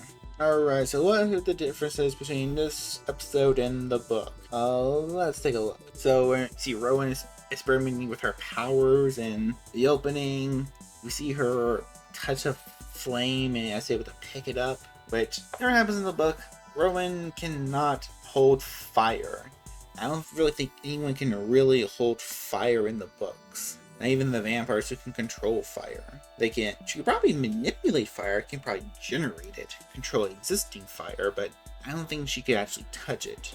It would hurt her like it would hurt a normal person. In the Vampire Chronicles, even the vampires who can control fire and cause things to set ablaze are still hurt by fire. There is no transfer of Lasher, as Coraline said in the show. Coraline says, "Oh, Catherine transferred Lasher to Julian," which is not what happens. It's never specifically said, but it seems Lasher favored both people. He favored both Catherine and Julian, which were the most powerful witches of their time. I think even before then, Mary Beth was actually one of the strongest witches. There's so many different witches, but I know Catherine, Mary Beth, and Julianne were some of the strongest. And that's one of the reasons why Lasher liked them so much, especially Julianne. Lasher was extremely connected to Julian. He even appeared as him several times during their history together. He would make people think that there's two Julians at the same time, and stuff like that. But no, there was no real transfers of power. Julian was just one of the strongest Mayfairs for a while, until Rowan came along. In the book, Lasher even states that Rowan is not that much stronger than Julian. But what makes her the strongest witch is because of her medical knowledge. That she knows everything about how the human body works. She knows everything about how cells work and all that. It's because of this knowledge that makes her one of the strongest witches. And this one really got my nerves, is that Rowan isn't acting like she's any remotely interested in the hospital. Rowan, the moment she realizes how much money the Mayfairs has, she is very interested into creating a new hospital. Or taking the main hospital in New Orleans and adding a new wing to it, mostly for brain surgery. And she's interested in opening up a whole new school for people who want to go into, medical, nursing, doctorate, and whatever. She wants to start a scholarship for people who want to pursue that.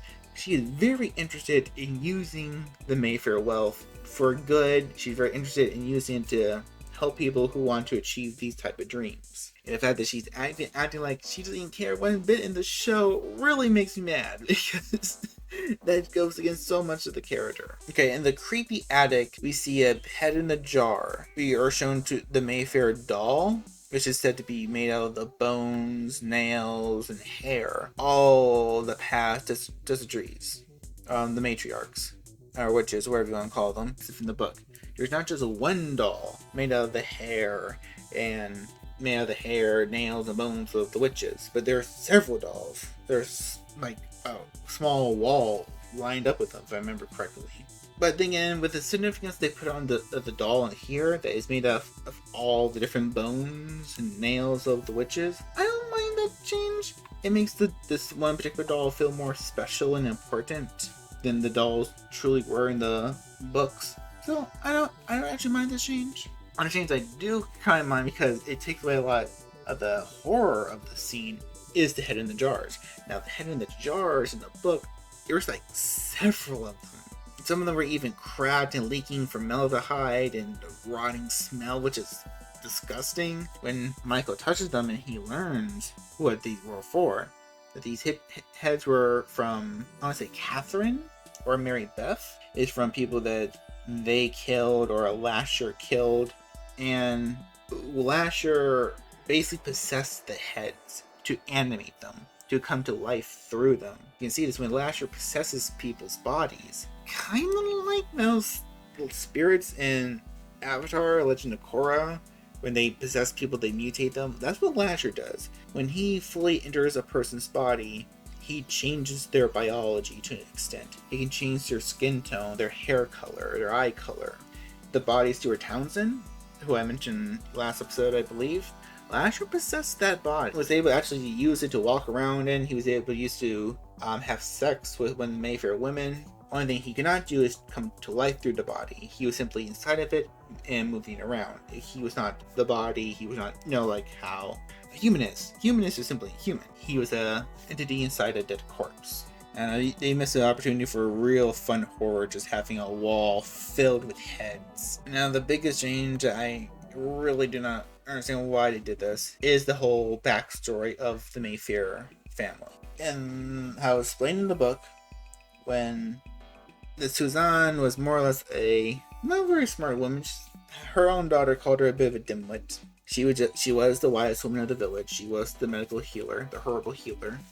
And one night, she met a man who came to their home. He stayed at home and he showed her a demonology book. And she was so obsessed with the idea of demons and spirits that she tried to summon one. And she ended up summoning Lasher. Now, Lasher, like I said, his background is very weird. I need to read the other books, but he is more or less a spirit of the wind. He is a weather spirit. He's really tied to the wind. He can easily create storms, and that's why she names him Lasher. She gives him the name Lasher. She says, "My Lasher, he who lashes at the wind, he who cuts with the wind." Something like that.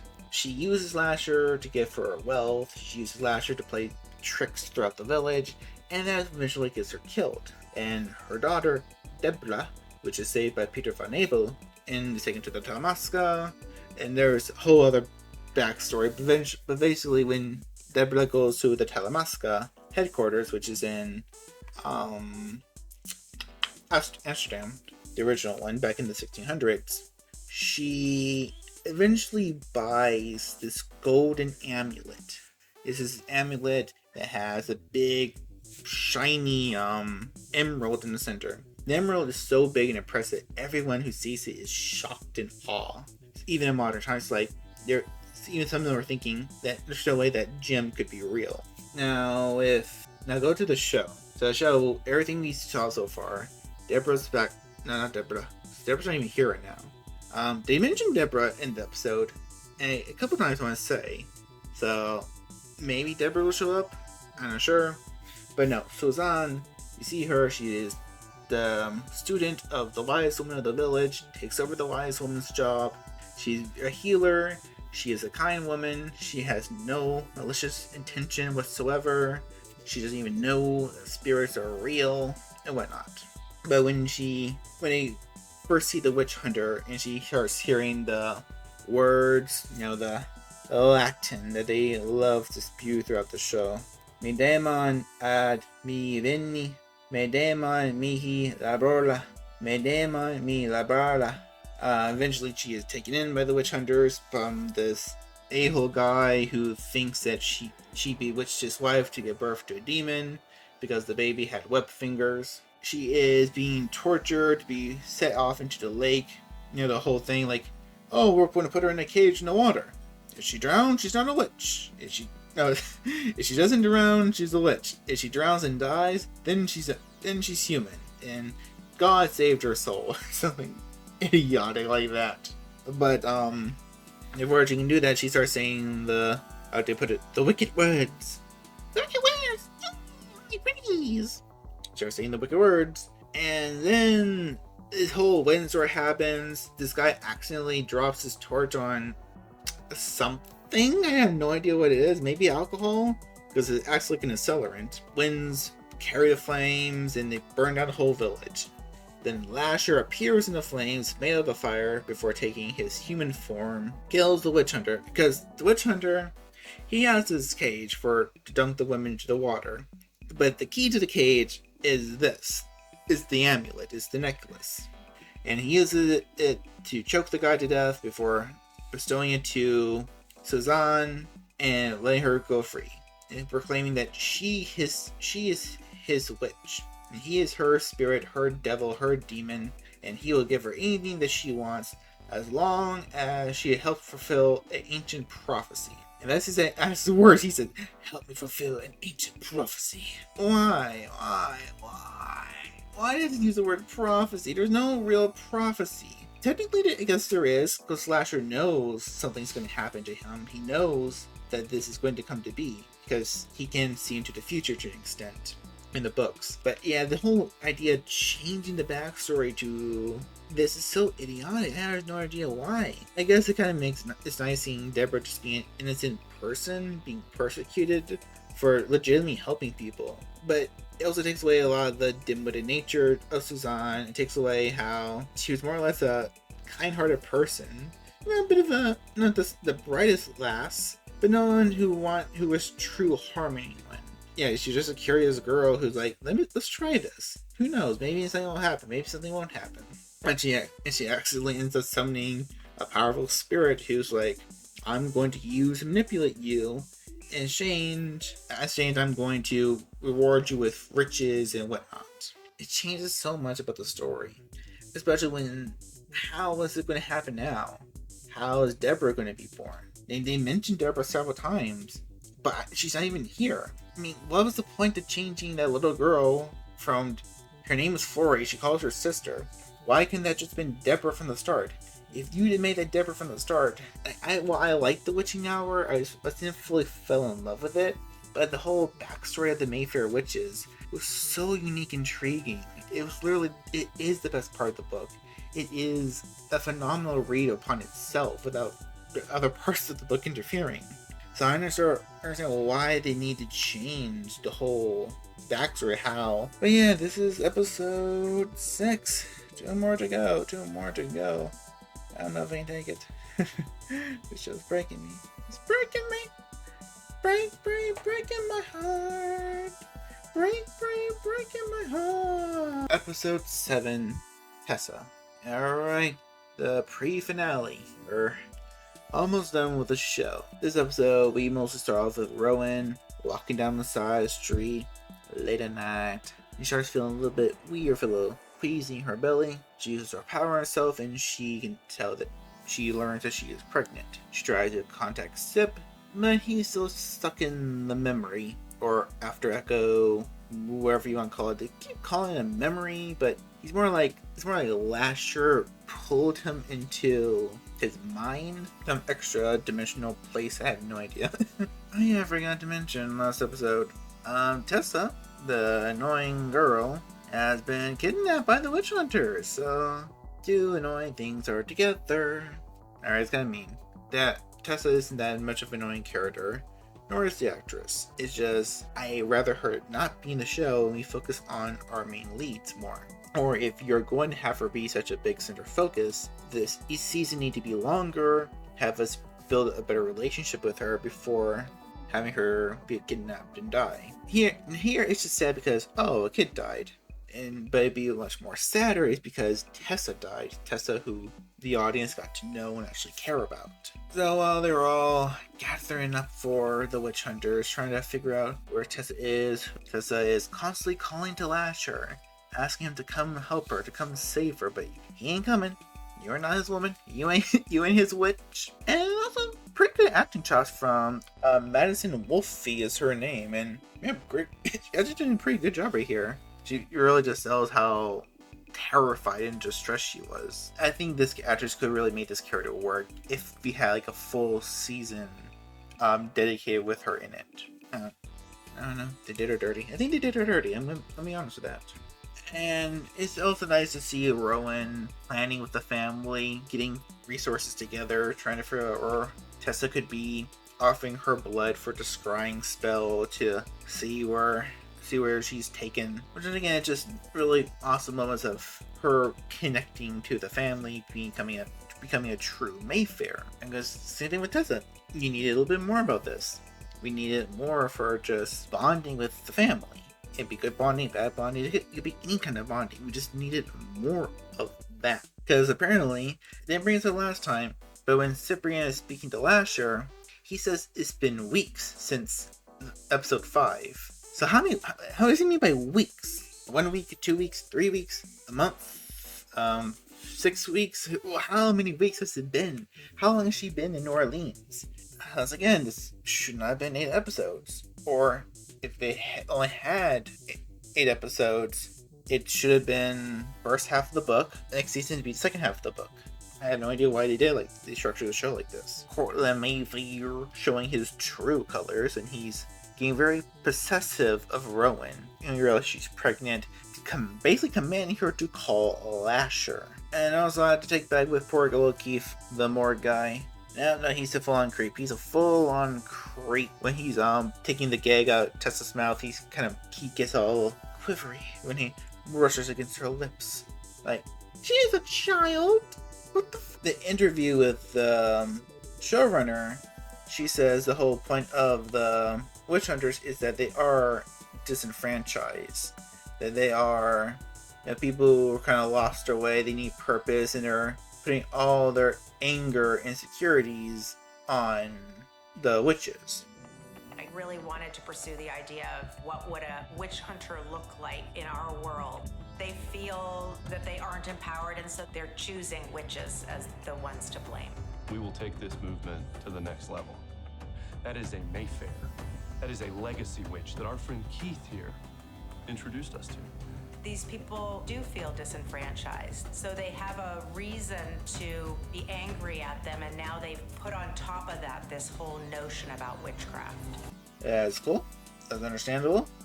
But we need, like I said last time, we needed more of that. It needed to be explored much more better if you wanted it to actually have an effect. I'm not expecting something like Joker or Parasite or Umineko. Yeah, I had bringing Umineko somehow or other. I'm not expecting it to be like those, but if that's what you're going for, we need to see a little bit more of that. We need to see more of how they got driven to this point, and not show Keith being a freaking creep with Tessa, or maybe frame him more how lonely he is, and also just the grudge that the woman of the witch hunters has with the Mayfairs, that her husband used to work at the plant that they're holding Tessa at. Used to be a car place. They sold the land, wasn't making enough money or something like that. And their daughter, who was going through chemo, who was at the Mayfair hospital, they couldn't pay for her stuff and she died. Sad and dramatic, but we needed, I don't know, it had to be shown or at least hinted at right before they literally died for me to actually care. Because all I'm seeing now, and I'm thinking about it, is that you're blaming a child for something she had no idea about. Her grudge was with a Pacific Mayfair that would have been a little bit more different. However, targeting a Pacific Mayfair, that would have been kind of cool. And it actually shows the grudge and the community versus the family. Actually, that'd be kind of cool. That'd be like the whole season 2. Like, have the community of witch hunters versus the Mayfairs. Yeah, you can save all that, and I don't know. I'm overthinking. Part where Cyprian is stuck in a memory, he meets Slasher, and it's very... I think I really like the scene. My opinions about... I remember I've been pronouncing this man's name wrong the entire time, I think. So let me get this right real quick. So the guy who's playing Lasher, Jack Hudson. I'm pretty sure I was calling him something completely different before. Yeah, Jack Hudson. Him and Cyprian, I can't even pronounce the actor's name. I'm sorry, I'm not trying to be mean, I just can't. Their interaction, this dream world, was actually pretty interesting. And the more watching the show, the more getting Jack's performance. A little bit of him being more threatening, a little more vile. But again, it's not really Lasher from the book. Lasher is those things, but in a different way, more silly, more childish, I guess you could call it. When Cyprian wakes up from the memory, he goes to his boss, Albert. He has to help Rowan because he knows that she's pregnant, that Lasher's going to do something to her and to the baby. And boss like, oh, I'll drive. And he drives into the bridge. He throws the keys away. Like, no, the reason for the Talamasca is because we have to study and record all supernatural events. And he's like, oh, you're just letting it happen. You're letting the prophecy being fulfilled. Alright, cool. Talamasca is kind of a dark place, not really good. Basically what the show's been kind of subtly hinting, because all the Talamasca house is all dark and gloomy, all creepy. There's no bright lighting. There's something to suggest that it's also a neutral place, also kind of a good place. It just feels foreboding every time the camera goes back to it. And you could have made it a little different, making this reveal a bit a surprise. Didn't feel like surprise, especially when we have him and Cortland talking on the phone together. I will give the show some credit though, because the final where Tessa is dying, it was actually a big surprise. Even when I first watched it, I didn't expect for the girl to die. I expect for Rowan to come out all magic blazing and killing everybody. So the actual finale of the episode was really good, really intense. I love the bit of a gore we got with the bullet hole, the blood spurting out, which the show was more gory. The issues I had with the Vampire Chronicles, not the books, the show, the Interview of the Vampire, is that the vampires kept wasting so much blood every time they kill somebody. It's like, why are you wasting the blood? That's your food. Why you shot them up? Don't you want the food? Don't you want the blood in you? Here though, it could have been really bloody. It had the opposite effect. They show very little blood where they could have been really... But yeah, the final shot though, where Tessa is dying and Rowan takes the necklace, accepting her role as Lasher's witch, and she says the words. It's actually really good, especially Alexander Daddario shouting the lantern, shouting the chant, her eyes getting all crazy, hear the rage in her voice. Really actually good acting. I wish her performance was this consistent throughout. And again, I don't really fully blame her, I blame the directors. It is the director's job to work with the actor closely so that make sure the performance is right, they know the character perfectly, and all that. A lot of the directors in this show do her justice. I think she's a good actress. I think she can pull a good performance. This episode was proof of that. So, what's the difference? Oh, the difference in here are nothing very much. Like I said, this was a mostly original content this episode, so not a lot new things to say. Though there are a couple I would want to point out. One, Lasher's laughing. Okay, that's a bit of a stretch, but it's one of the things Anne Rice did in the books that really helps sell that Lasher is not just simple a ghost, he is a spirit. Because he has interaction with Rowan, where he actually says laughing. During the conversation, he says laughing. Like, why are you saying that? Because I can't laugh. I don't know how to laugh. I don't know the emotion. I don't know the action. I don't even know how to replicate the sound.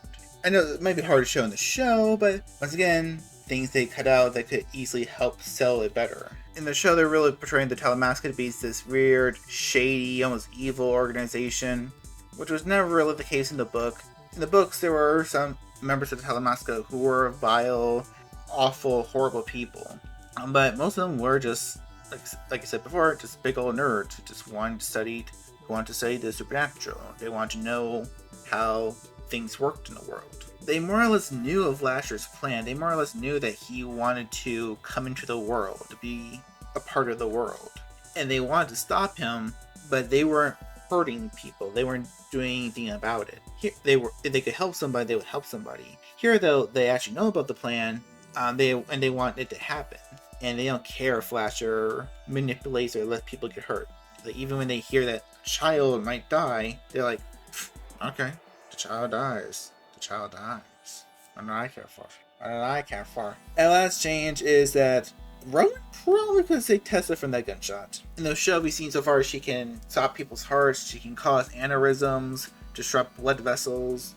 But in the show, in the book around this time, but by the end of it, she could more or less fully manipulate a person's body. She could manipulate matter if she wanted to. It's not like Full of Alchemist or Overhaul from MJ or anything like that. But she could quite literally build a body. Like, her whole plan at the end of the book was to trick Lasher into a weak human body that she built. Not Frankenstein built, like really just pulling matter from around her, free matter from around her, and turning into a vessel for him.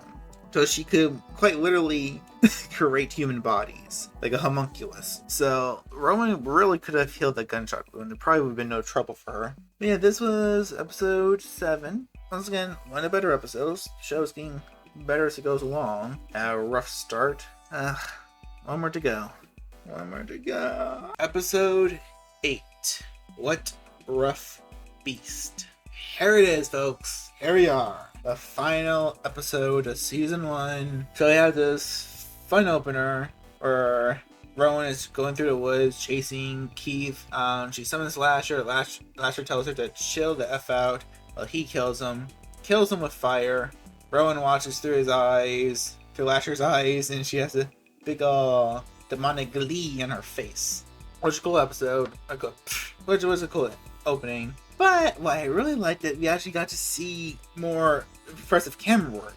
The opening shot is I think it's a bird's eye view, if I remember right. Yeah, bird's eye view of the swamp. And then when Lasher is chasing after Keith, we get this almost Evil Dead-ish style of Lasher going through the woods, which is really awesome. We've been asking for the entire season. Show other ways that Lasher is present in the moment than just having the actor just pop up. But hey, at least they tried now. At least they tried. The very last episode. Rowan is bleeding out. She's kind of confined with it. Like, she's just gonna go into the earth and be at peace. Till Lasher's like, oh no, you don't have to die. Here, I'm gonna show you something.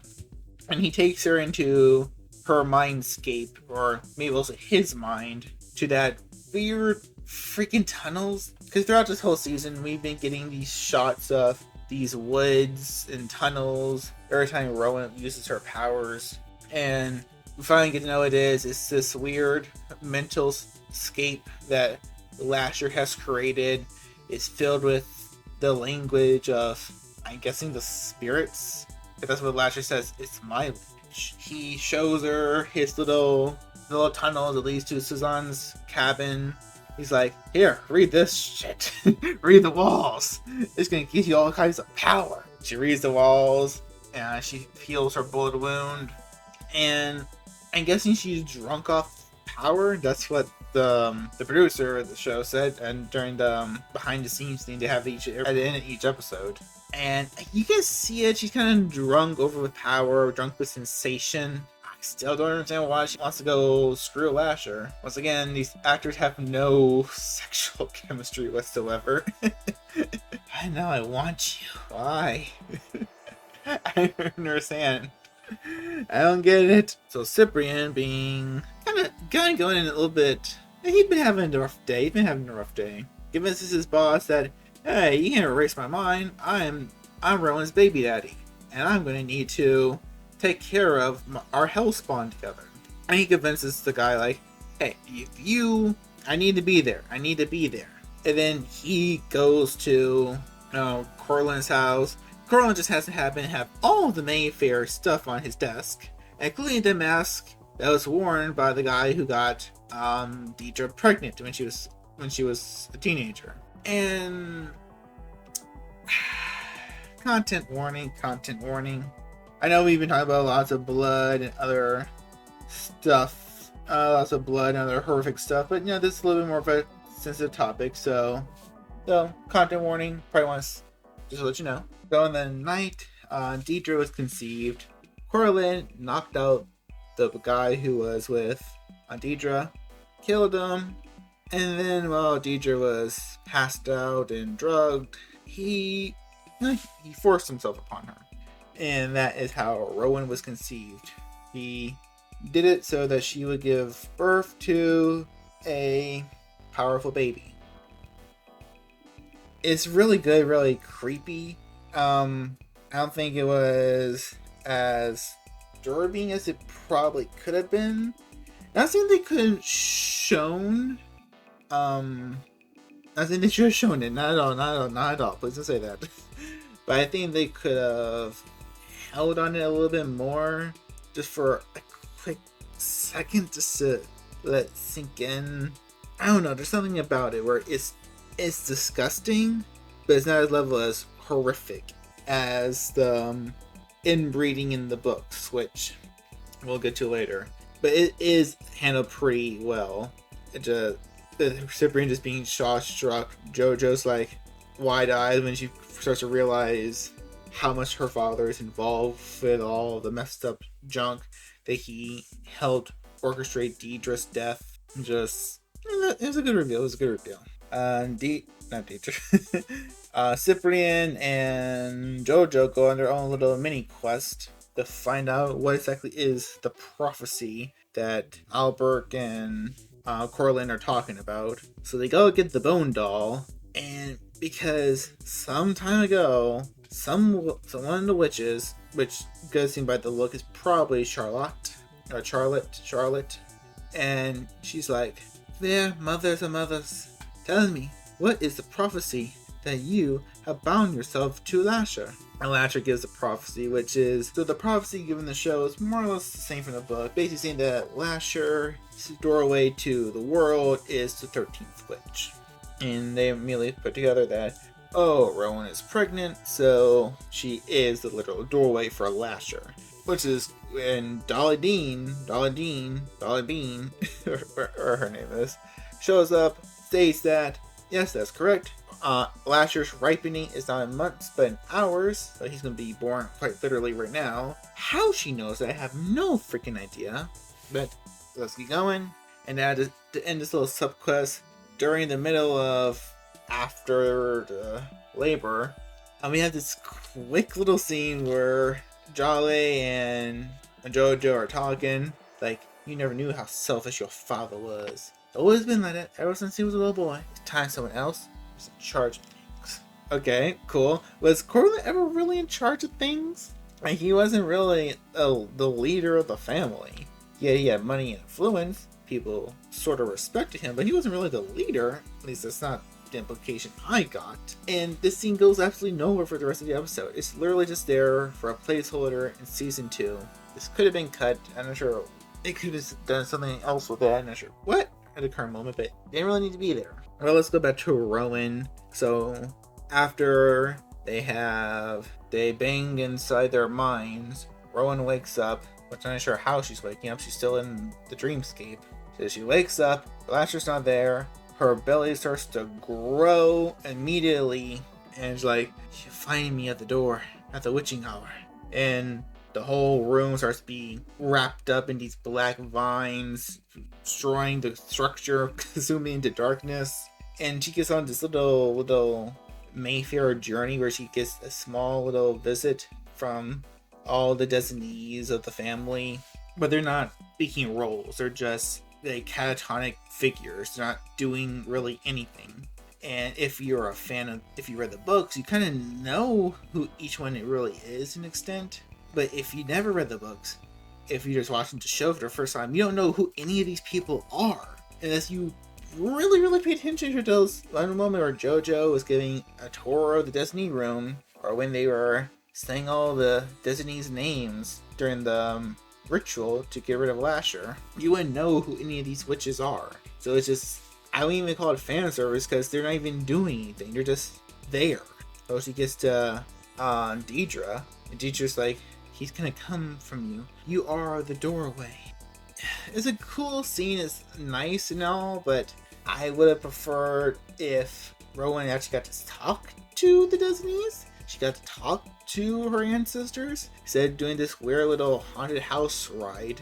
Oh, and also, when the darkness is consuming one of the rooms, there's a crucifix, and the crucifix falls down, and it makes a upside down cross. Because, ooh, is creepy. Witches. It's an upside down crucifix. Lasher's a demon. Okay, no. One shows how much this is a Hollywood writers show. Because, history lesson for anyone who's interested in theology or just history in general. The upside down cross and upside down crucifix are not satanic symbols. This is the demon telling you this, so please listen. They are not satanic symbols. That shit was invented for movies and idiots who don't know anything. Now, the real origin of the upside down cross or crucifix is Saint Peter, one of Jesus' apostles, and Saint Peter, when he was crucified by the Emperor Nero, he asked to be crucified upside down because he didn't think it was right to be crucified as the same way as his Lord. So an upside down cross or crucifix is not a satanic symbol. It is a holy symbol. Always has been, except for idiots who don't know better. Alright, sorry about that tangent. Moving on. So Rowan wakes up in the mausoleum. Cortland brought her there. The spirit of Zuzan manifests and helps her give birth. And okay, we had this really creepy shot where she's holding the baby, and the baby starts to morph and mutate, and she gets all freaked out and runs away. Next time she sees the baby, it's mutated from a newborn to like a couple months old, maybe a year old. He's already crawling on his own. And has a diaper. And I'm not sure who put the diaper on him. Maybe Susan? I don't know. Maybe it was a ghost off screen. Thank you for at least putting a diaper on the baby. We don't need baby pets out there. But no, Cortland comes up, basically chastises Rowan, saying, you don't even want the power. You don't need it. Even if you want it, you need the strength, you need the girth to wield it. And she's like, I have that power. I can do it. She picks up the baby, tries to kill Cortland. So Cortland basically became immortal because of Lasher being born. I have no idea how that works. Maybe that's something Lasher can do in the show. It's not really explained how or why though. But then again, she pulls a Bonnie from season 4 of Vampire Diaries. She turns Cortland to a stone statue because she knows what he did to her mother because of her connection with Lasher. Oh, freak. I just forgot. I just remembered. And then we have this truly useful scene where Cyprian's sister calls up the Talamasa because she's worried about her brother because he missed when she gave birth. So the Indian healer, whose name I'm forgetting, but I'm not going back to rewatching this show. I've been over 8 hours on this show for this video, and I ain't doing any more until season 2 comes out. But she's a nice character. She actually is one of the better additions to the show. So I'll give her a shout out for there. I know Cyprian's boss comes in like, oh, I need to erase her memory. You're here too, because once her memories were erased and she doesn't remember you, I'm going to erase your memory. It's like this whole back and forth like, do you really need this? Do we really need it at all? I don't think we do. I don't think we do. Cyprian tells her like, oh, I'm going to take the baby for a Rowan.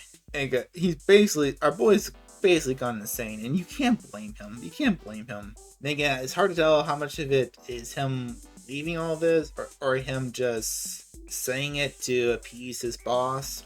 we're not exactly sure what. When I first watched it, I was under the interpretation that he was saying this to the Talamasca head because he thinks he needs to say it to protect himself. But now it seems more like he's saying it because he's actually scared and believes he needs to steal the baby. Probably kill the baby. When Rowan walks out of the mausoleum, it's all dark and rainy. It's not the witching hour. Witching hour is 3 a.m. This looks more like 4 p.m. I don't know. I mean, this was the witching hour. Deidre said he's gonna come at the witching hour. Witching hour is 3 a.m. Always has been. Look it up. He starts going a little tangent, like he can't control him, and blah blah blah. She gets all defensive. You can't control me. And she shows off her new powers by making a lightning strike, which Cyprian must be already be superhuman because he basically dodged lightning. Humans can't dodge lightning. Maybe a vampire can in this universe, but not a human. While watching the behind the scenes thing, the producer likes to say that, oh, Cyprian's basically become like Carlotta at this point. That he's getting all crazy. He wants to control Rowan. He thinks he knows what's best for her. Rowan really is tired of men telling her what she can and can't control. Someone's here with you. Is it Talamasca? No. If the story has worked right, Sip should feel completely sort of deranged at this point. I mean, he is, by the end of this, behaving like Carlotta. To him, it's like Lasher is manipulating her mind. He has to save her from this. I trusted you and you're lying to me. Rowan, please. I'm here to help. If you just let me carry him for you. It's really interesting to watch this character that I hope we love and feel for and feel as this great empath, Cyprian, suddenly turn into this other kind of person. You can't control him. You can't control me. Which I can kind of see what they're going for with this one. I don't mind the attempt, but you gotta remember that we know Lasher's been manipulating her, been manipulating Rowan since the very beginning of the show. He even admits that, yes, he is messing with her for his own gain. That they are a part of each other, like a symbiote or whatever you want to call it. He more or less admits, like, yeah, I let this all happen. I let Coraline kill your mother because it'll help you grow into power. I let those witch hunters kidnap Tessa because it'll force you to act and force you to accept me. You know, I hate Cyprian. I let him knock you up because I need to hijack that fetus. All of it has been to manipulate Rowan to this point. We watched the show. Lady, you made the show. How are you want people to think that Cyprian is being controlling and being a toxic guy when we've seen the true toxic character of this entire series is Lasher. He's been grooming this family for centuries. That's the one element of the book you did not change. So why are you trying to make Cyprian seem like a possible, chauvinist or antagonist in this moment is very odd to me.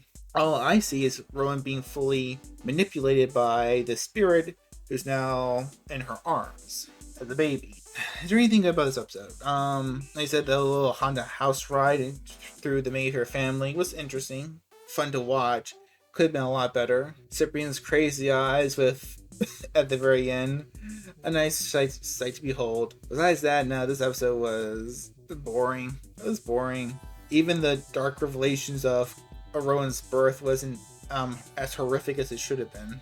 Alright, what are the differences? One kind of difference, and we kind of see at the very beginning, where Lasher summons fire to burn the witch hunter, which is something he probably could have done in the books, but that's not really his power. Like I said before, he is a weather spirit. He is a spirit of the wind. He can easily create windstorms and thunderstorms just with his emotions. And it really sucks that the only time we really could see him do that to like his full extent is at the very end of this episode. What could have been really cool is Slasher. He maybe sucks the air out of the person's lungs, or maybe he strikes the little tree, the little house he's in with lightning, or he he's deciding to strike a tree and it falls on top of Keith. There could have been a little more ways you could show his mastery over the weather. The whole scene where Rowan is going through the memories of the Mayfair is very similar to the end of the book where Michael is being drowned by the newly and reborn Lasher, and he's taking on this weird memory train. He gets to meet a bunch of the Mayfairs, but they're all half-dead creatures. They look very weird and basically like zombies. I think that's what the scene's supposed to be referencing to. But yeah, not fully sure. The whole prophecy thing, like everybody acting like it's a secret, it really wasn't. Rowan and Michael were told the prophecy by an elder member of the family, but everyone kind of already knew about it. Most of the family kind of knew about it. I think Aaron knew about it, so I'm not sure why they kind of make it a whole secret thing. This should have been kind of brought up earlier in the season, so we know what we were leading up to. Rowan healing herself through the magic words, because this is witchcraft. It has to be like The Craft or The Vampire Diaries or Harry Potter. They have to say these magic words, which now, like Sin, not how magic worked in the books. It was mostly all psychic powers, manipulating biology and all that. Rowan was able to heal her, and like in the books, Rowan, all the ancient knowledge they say that Rowan needed in the show for her to heal herself, she already knew. All her medical knowledge, her understanding about how the body works and how the body is put together, all that is what made her so extremely powerful. So she didn't need Suzanne's writings on the walls to heal herself. She could have done it just by herself because she knows what her body is made out of. She knows how her body operates. She knows about the muscles and the blood vessels. She already knows all that. Alright, so I'm not sure what order I should talk about this one in. So I'm going to go with the more disturbing part. So, and Cortland assaulted Deidre. In the show, it's shown to be a very shocking thing. A very horrific thing. In the books, it is, but it's much more horrible. In the novels, remember that girl I keep mentioning, Deborah, Suzanne's daughter? Well, when she went to the Talamasca, she fell in love with the agent who saved her, named Peter van Abel. But when Peter refused to go and be with her, she married a Frenchman and moved to France. Now, before she left, she and Peter shared one passionate night, and like you said, it only takes one night, and boom, she had a baby with him. Baby she named Charlotte. Now Charlotte, why do I keep saying Charlotte? Charlotte moved to Haiti before her mother died, and Peter went to her to talk to her about her mother, to try to warn her about Lasher. Now, Charlotte already had a husband, but he was sick, and today you would probably call it like a muscle degenerate disease. Like he can no longer walk on his own, lift his arms or anything like that. Definitely couldn't have children with her anymore. And while she has at least 2 children with him, she wanted more. More importantly, she wanted children who could see and interact with Lasher. And she wanted to make sure that her children would have the powers she has. So, who better than someone she already knows is highly psychic? Her father. So, Charlotte drugs Peter and seduces him, keeps him in this weird, drunken, high stupor where he and she go at it again and again and again for several days until she is pregnant. And then Lasher kills him. So, yeah, you heard that right. Charlotte basically rapes her. Can I say that word? Who knows? She assaulted her father so she could have children who would definitely keep the psychic abilities throughout the family. Now, we're not exactly sure if Lasher convinces her to do this, or saying she comes up on her own. But Lasher would take this and go with it. He basically groomed it into the family that incest is wincest. Basically, we have a bunch of instances of brothers and sisters getting together, daughters and their fathers, sons and their mothers, and all that and all that. And it's basically Lasher grooming into them that not only that this is okay, but it's perfectly acceptable.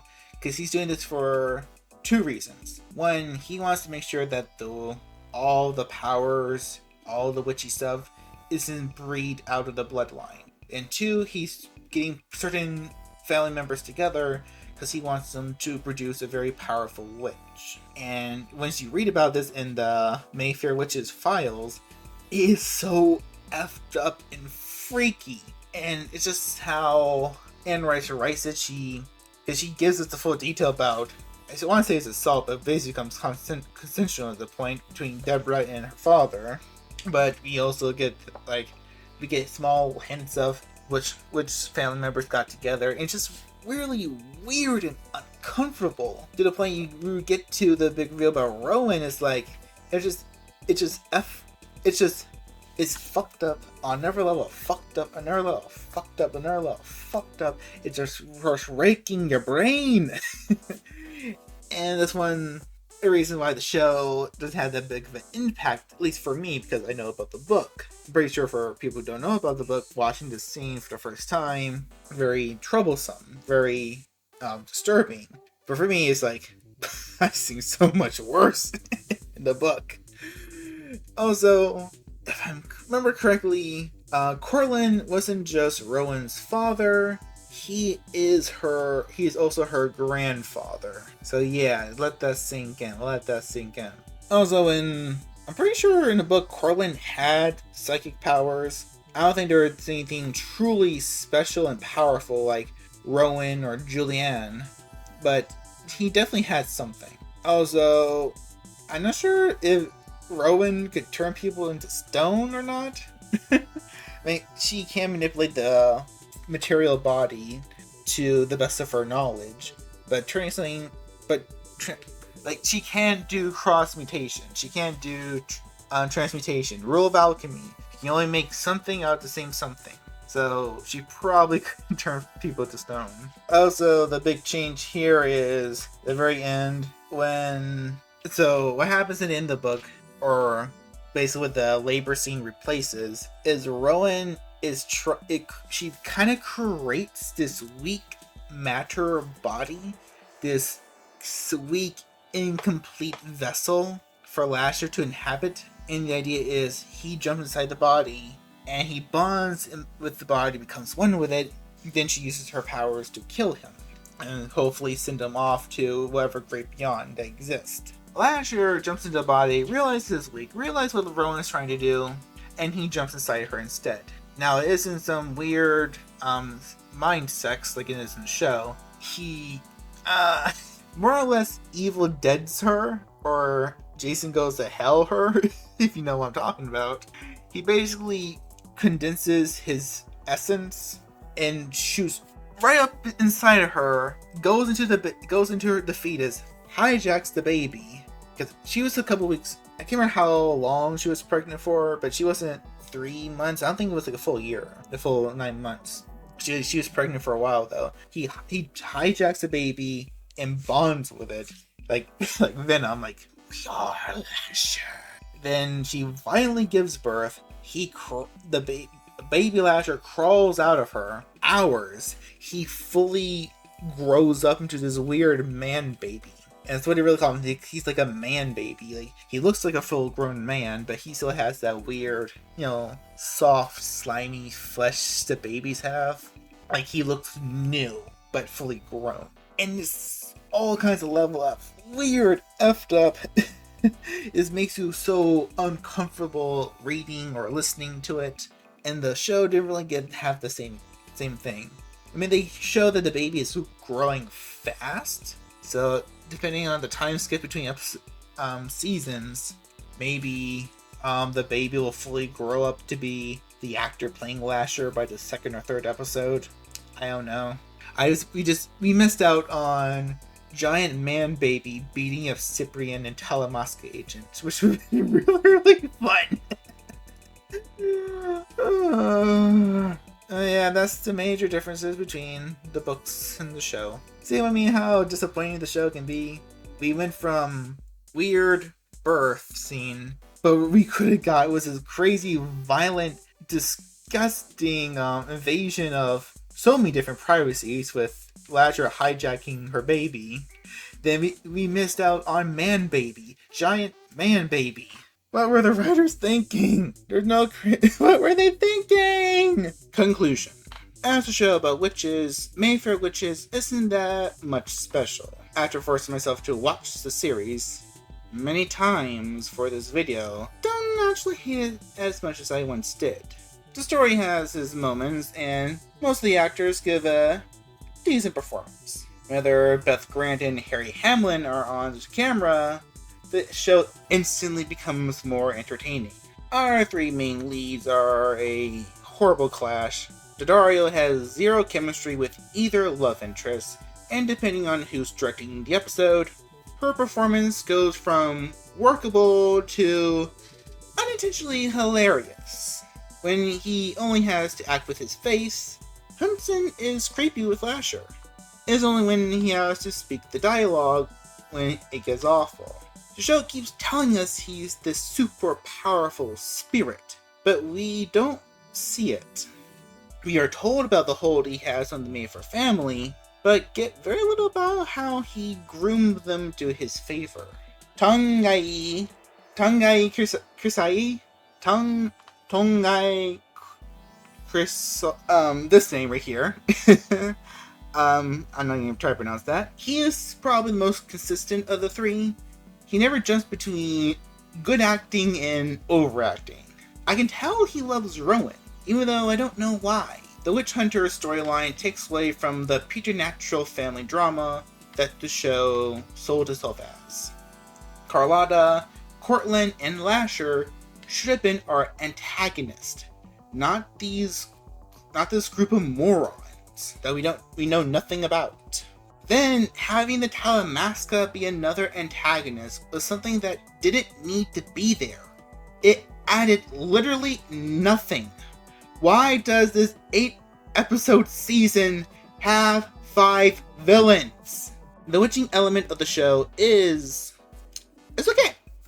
I like the flare effect when Rowan uses her powers, and I kind of like when we see Sip use his powers, but only at times.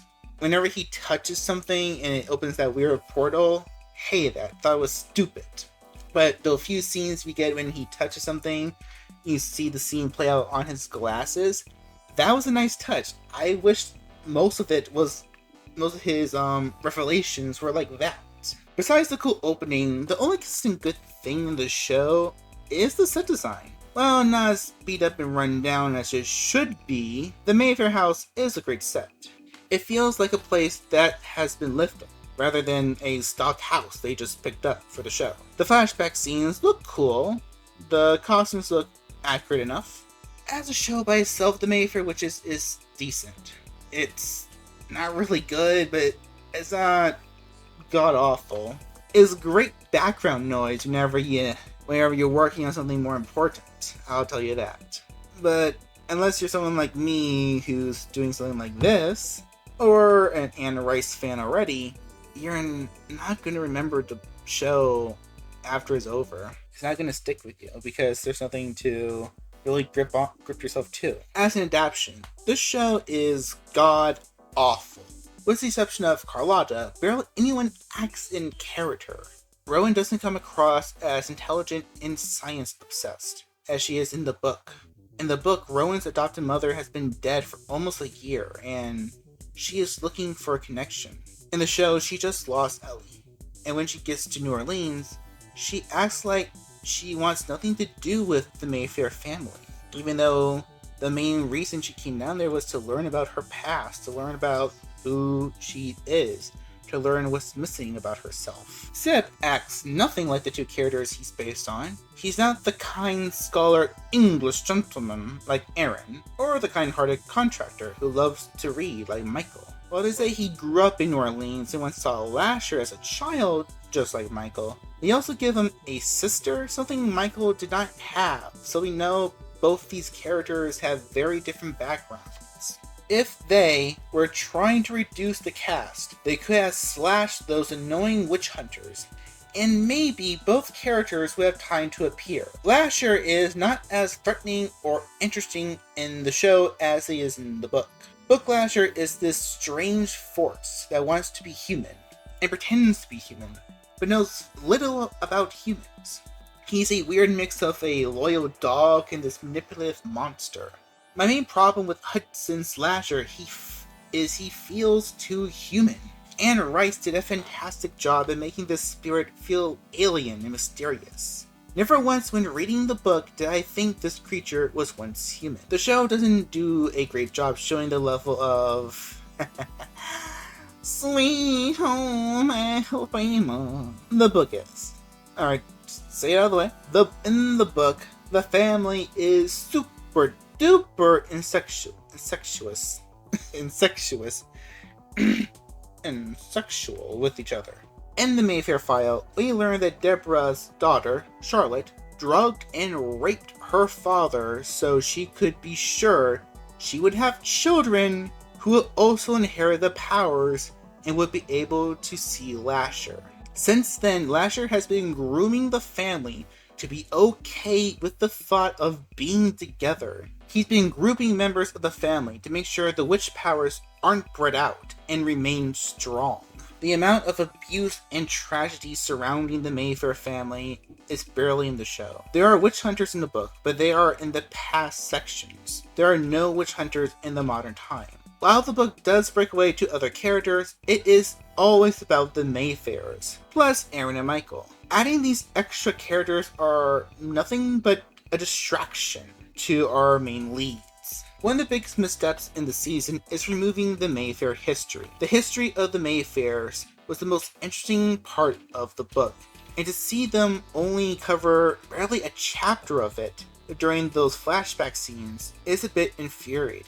Changing Rowan and Michael and Aaron is one thing, but changing the Mayfair history till it's almost unrecognizable is the most assaulting part for me. It screams less, oh, I have a unique idea of interpreting the story, and more like, I skimmed the book, let's make the rest up. This part of the book made people uncomfortable. Let's not really do the whole incest thing, people don't really like it. It's a horror story. If you're not being slightly scared or disturbed, you're missing the point. I wouldn't really call The Witching Hour a horrifying book, but there are moments of uncomfortableness. There are moments of it feeling weird and disgusting, and you almost kind of want to put it down at sometimes. You don't get that with the Mayfair Witches TV show. I don't think there's one part of the show that's really scary at all. This show is to The Witching Hour as the Queen of the Damned movie is to the Vampire Chronicles. That is how bad of adaptation this is. What should they have done? Well, the simplest answer is adapt the book faithfully. 2 seasons, 20 episodes would probably been enough to cover the whole book and add new things. The next best thing, and what I would have done, is make it about the Mayfair Witches. Tell the story of the family chronologically. Have season 1 be about Suzanne, Deborah, and Charlotte. And that can probably be about, 10 to 12 episodes? Just to flesh out certain things that we weren't told about. And then each season could be about one or more of the designees. Desirably, and we probably wouldn't get to Rowan and Michael's story till season 4 or 5. Which, if this is one day going to cross over with Interview with the Vampire, but I do want to try to fix this adaptation. Because, hey, everything has potential, and even this show. So, how I would fix what they wrote is, 1, I would have what I call the Origin Trilogy. Basically, the first 3 episodes would be almost as standalones, telling the lives of Deidre, Cyprian, and Rowan.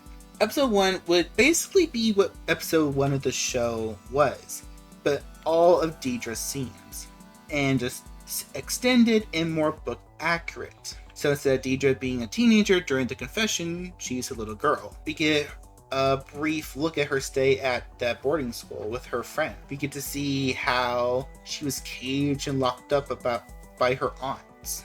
The episode should portray how sheltered and caged up this child is. So when she finally does escape to go to Cortland's party, it actually feels fun and invigorating. What am I trying to say? Energizing for her. She should always be sheltered, barely any room, be surrounded by people who don't like her. So when she finally goes to the party and she's around people who actually want to be around her, it feels intoxicating. And of course, we will also see brief moments of her after forced to give up Rowan. See her in the mental hospital. Show her deterioration. Losing her mind, her body stop working. Episode 2 would be about Cyprian. We open up with him as a little boy, walking with his parents, and he sees Slasher on the patio of the house. Cut to his family on vacation. He's having so much fun, playing with a little girl he just met. Then again, he sees Slasher. He sees the spirit watching him play on the beach. And then, hard cut to him being pulled out of the water by the girl. The lifeguards try CPR, but it doesn't work. He's medically dead until the girl touches him. He wakes up. Back in New Orleans, we have a scene at school where Sip has his powers interfering with his life. Think about the scene like in Man of Steel, where Clark is a little boy, his powers start going crazy.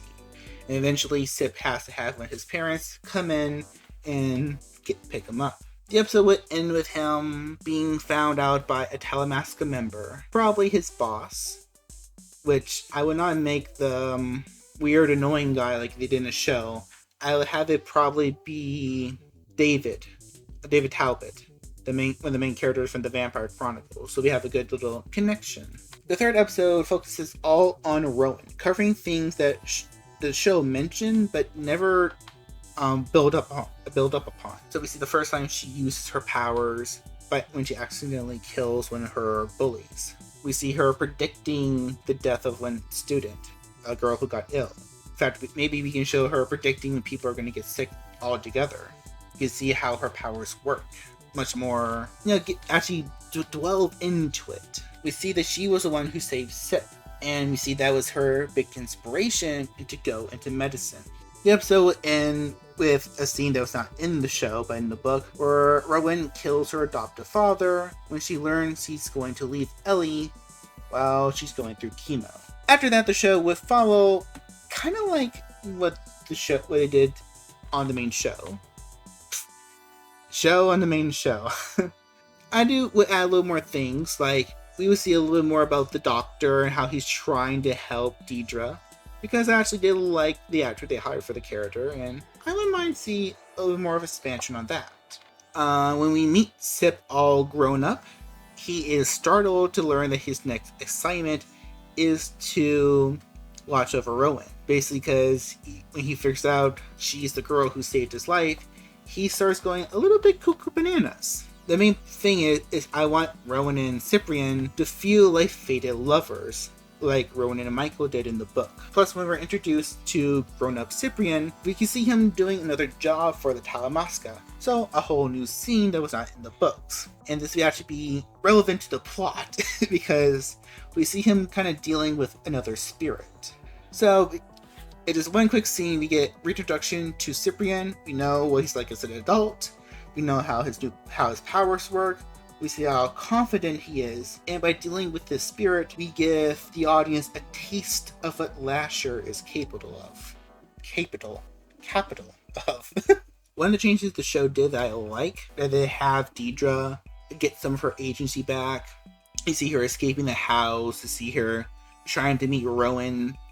I would actually keep that, but I will have an extra stab in the gut because I would actually have mother and daughter meet. Have them meet, have them interact, have them talk to each other. And then when Deidre or Rowan have to leave the room for one moment, that is when Deidre is killed. So I would give them that sweet, brief moment of connection before twisting the knife in the gut even harder. I would have the funeral split between 2 episodes, and have them act sort of as an anthology. Different people from Deidre's life come in talking to Rowan and telling her about the family. This can allow those one-shot chapters about those side characters to get adapted into quick little moments. The season would end with a confrontation between Rowan and Carlotta. For the second season, I would probably keep Carlotta alive. I know that's a big change, but I think this works. I think this could work if you play it right. Have her and Lasher be the main antagonists for season 2.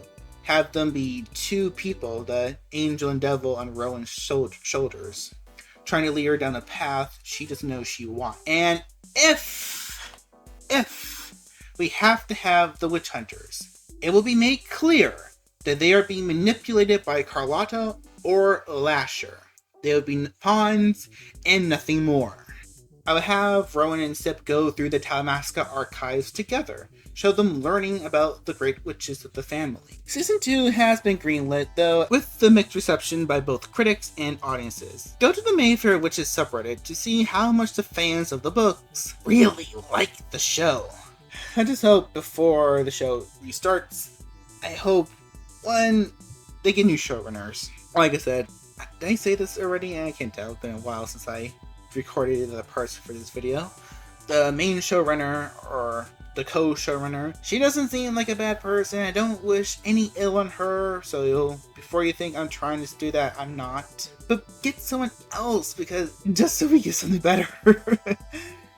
I just hope season 2 tries to stay closer to the book, not just in storyline, but in tone. As I said before, the interview with the vampire show was very different from the book, but it actually felt like something Anne Rice would make. It does feel like it kind of exists in her world to an extent, but not the Mayfair Witches. This doesn't feel like anything Anne Rice would create. This feels like the furthest thing Anne Rice would create. This feels like a book you got out of the YA section of Books A Million. Not even the good YA, like one of the bad ones, that got like 3 stars or something. Stop with the idiotic changes to the backstories and characters. Try your best to be an adaptation first before adding your own unique material. Because like I said, please listen to me. While I would appreciate a 100% faithful adaptation, you don't always have to do that. It's okay if you want to change things, but the heart and tone of the series must remain the same. Also, I know Season 2 is supposed to cover the Mayfair file to some extent, because they kind of hint at it in Season 1. So please be an interesting adaptation of the Mayfair file. Please don't let it be like quick little flashbacks like, oh, okay, but we're done with that. Please make it interesting and cool. The second season of the book is supposed to be based off on the second novel of the trilogy, Lasher. I'm not sure how they're going to adapt it. I haven't gotten that far. I'm still like in the first chapter. I'm a slow reader. I just hope the next season can at least mimic the feel of Anne Rice, the gothic love and uniqueness of her world and characters. I have no idea how this is going to connect with Interview with the Vampire. I know that there's the book that they connect to. They meet the vampires in. I think it's Merrick. I haven't read that book yet, but just going from the TV shows alone, they have 2 completely different tones. I have no idea how they would even interact with each other and work. But yeah, I am Hanyo. You're a demonic cinephile. Don't watch this show. I made the mistake of making this video. I made the mistake of rewatching this show. I made the mistake. Don't watch it. Don't watch it. If you have to watch anything, go watch Interview with the Vampire. It's beautiful. It's amazing. You will like it. I don't know if you're gonna like this. But if you are someone who has watched the show and loved it and stayed to the end of this video, which, hey, thank you. Tell me why you actually like it. I want to know the reasons why people like this show. And I'm not trying to be mean. Not trying to be mean. I'm genuinely curious why you like it. I want to hear your opinion. So until the next time we meet, I am Hanyo, your demonic cinephile. I love you guys, and we'll meet each other in the next video. See you all later. Bye-bye.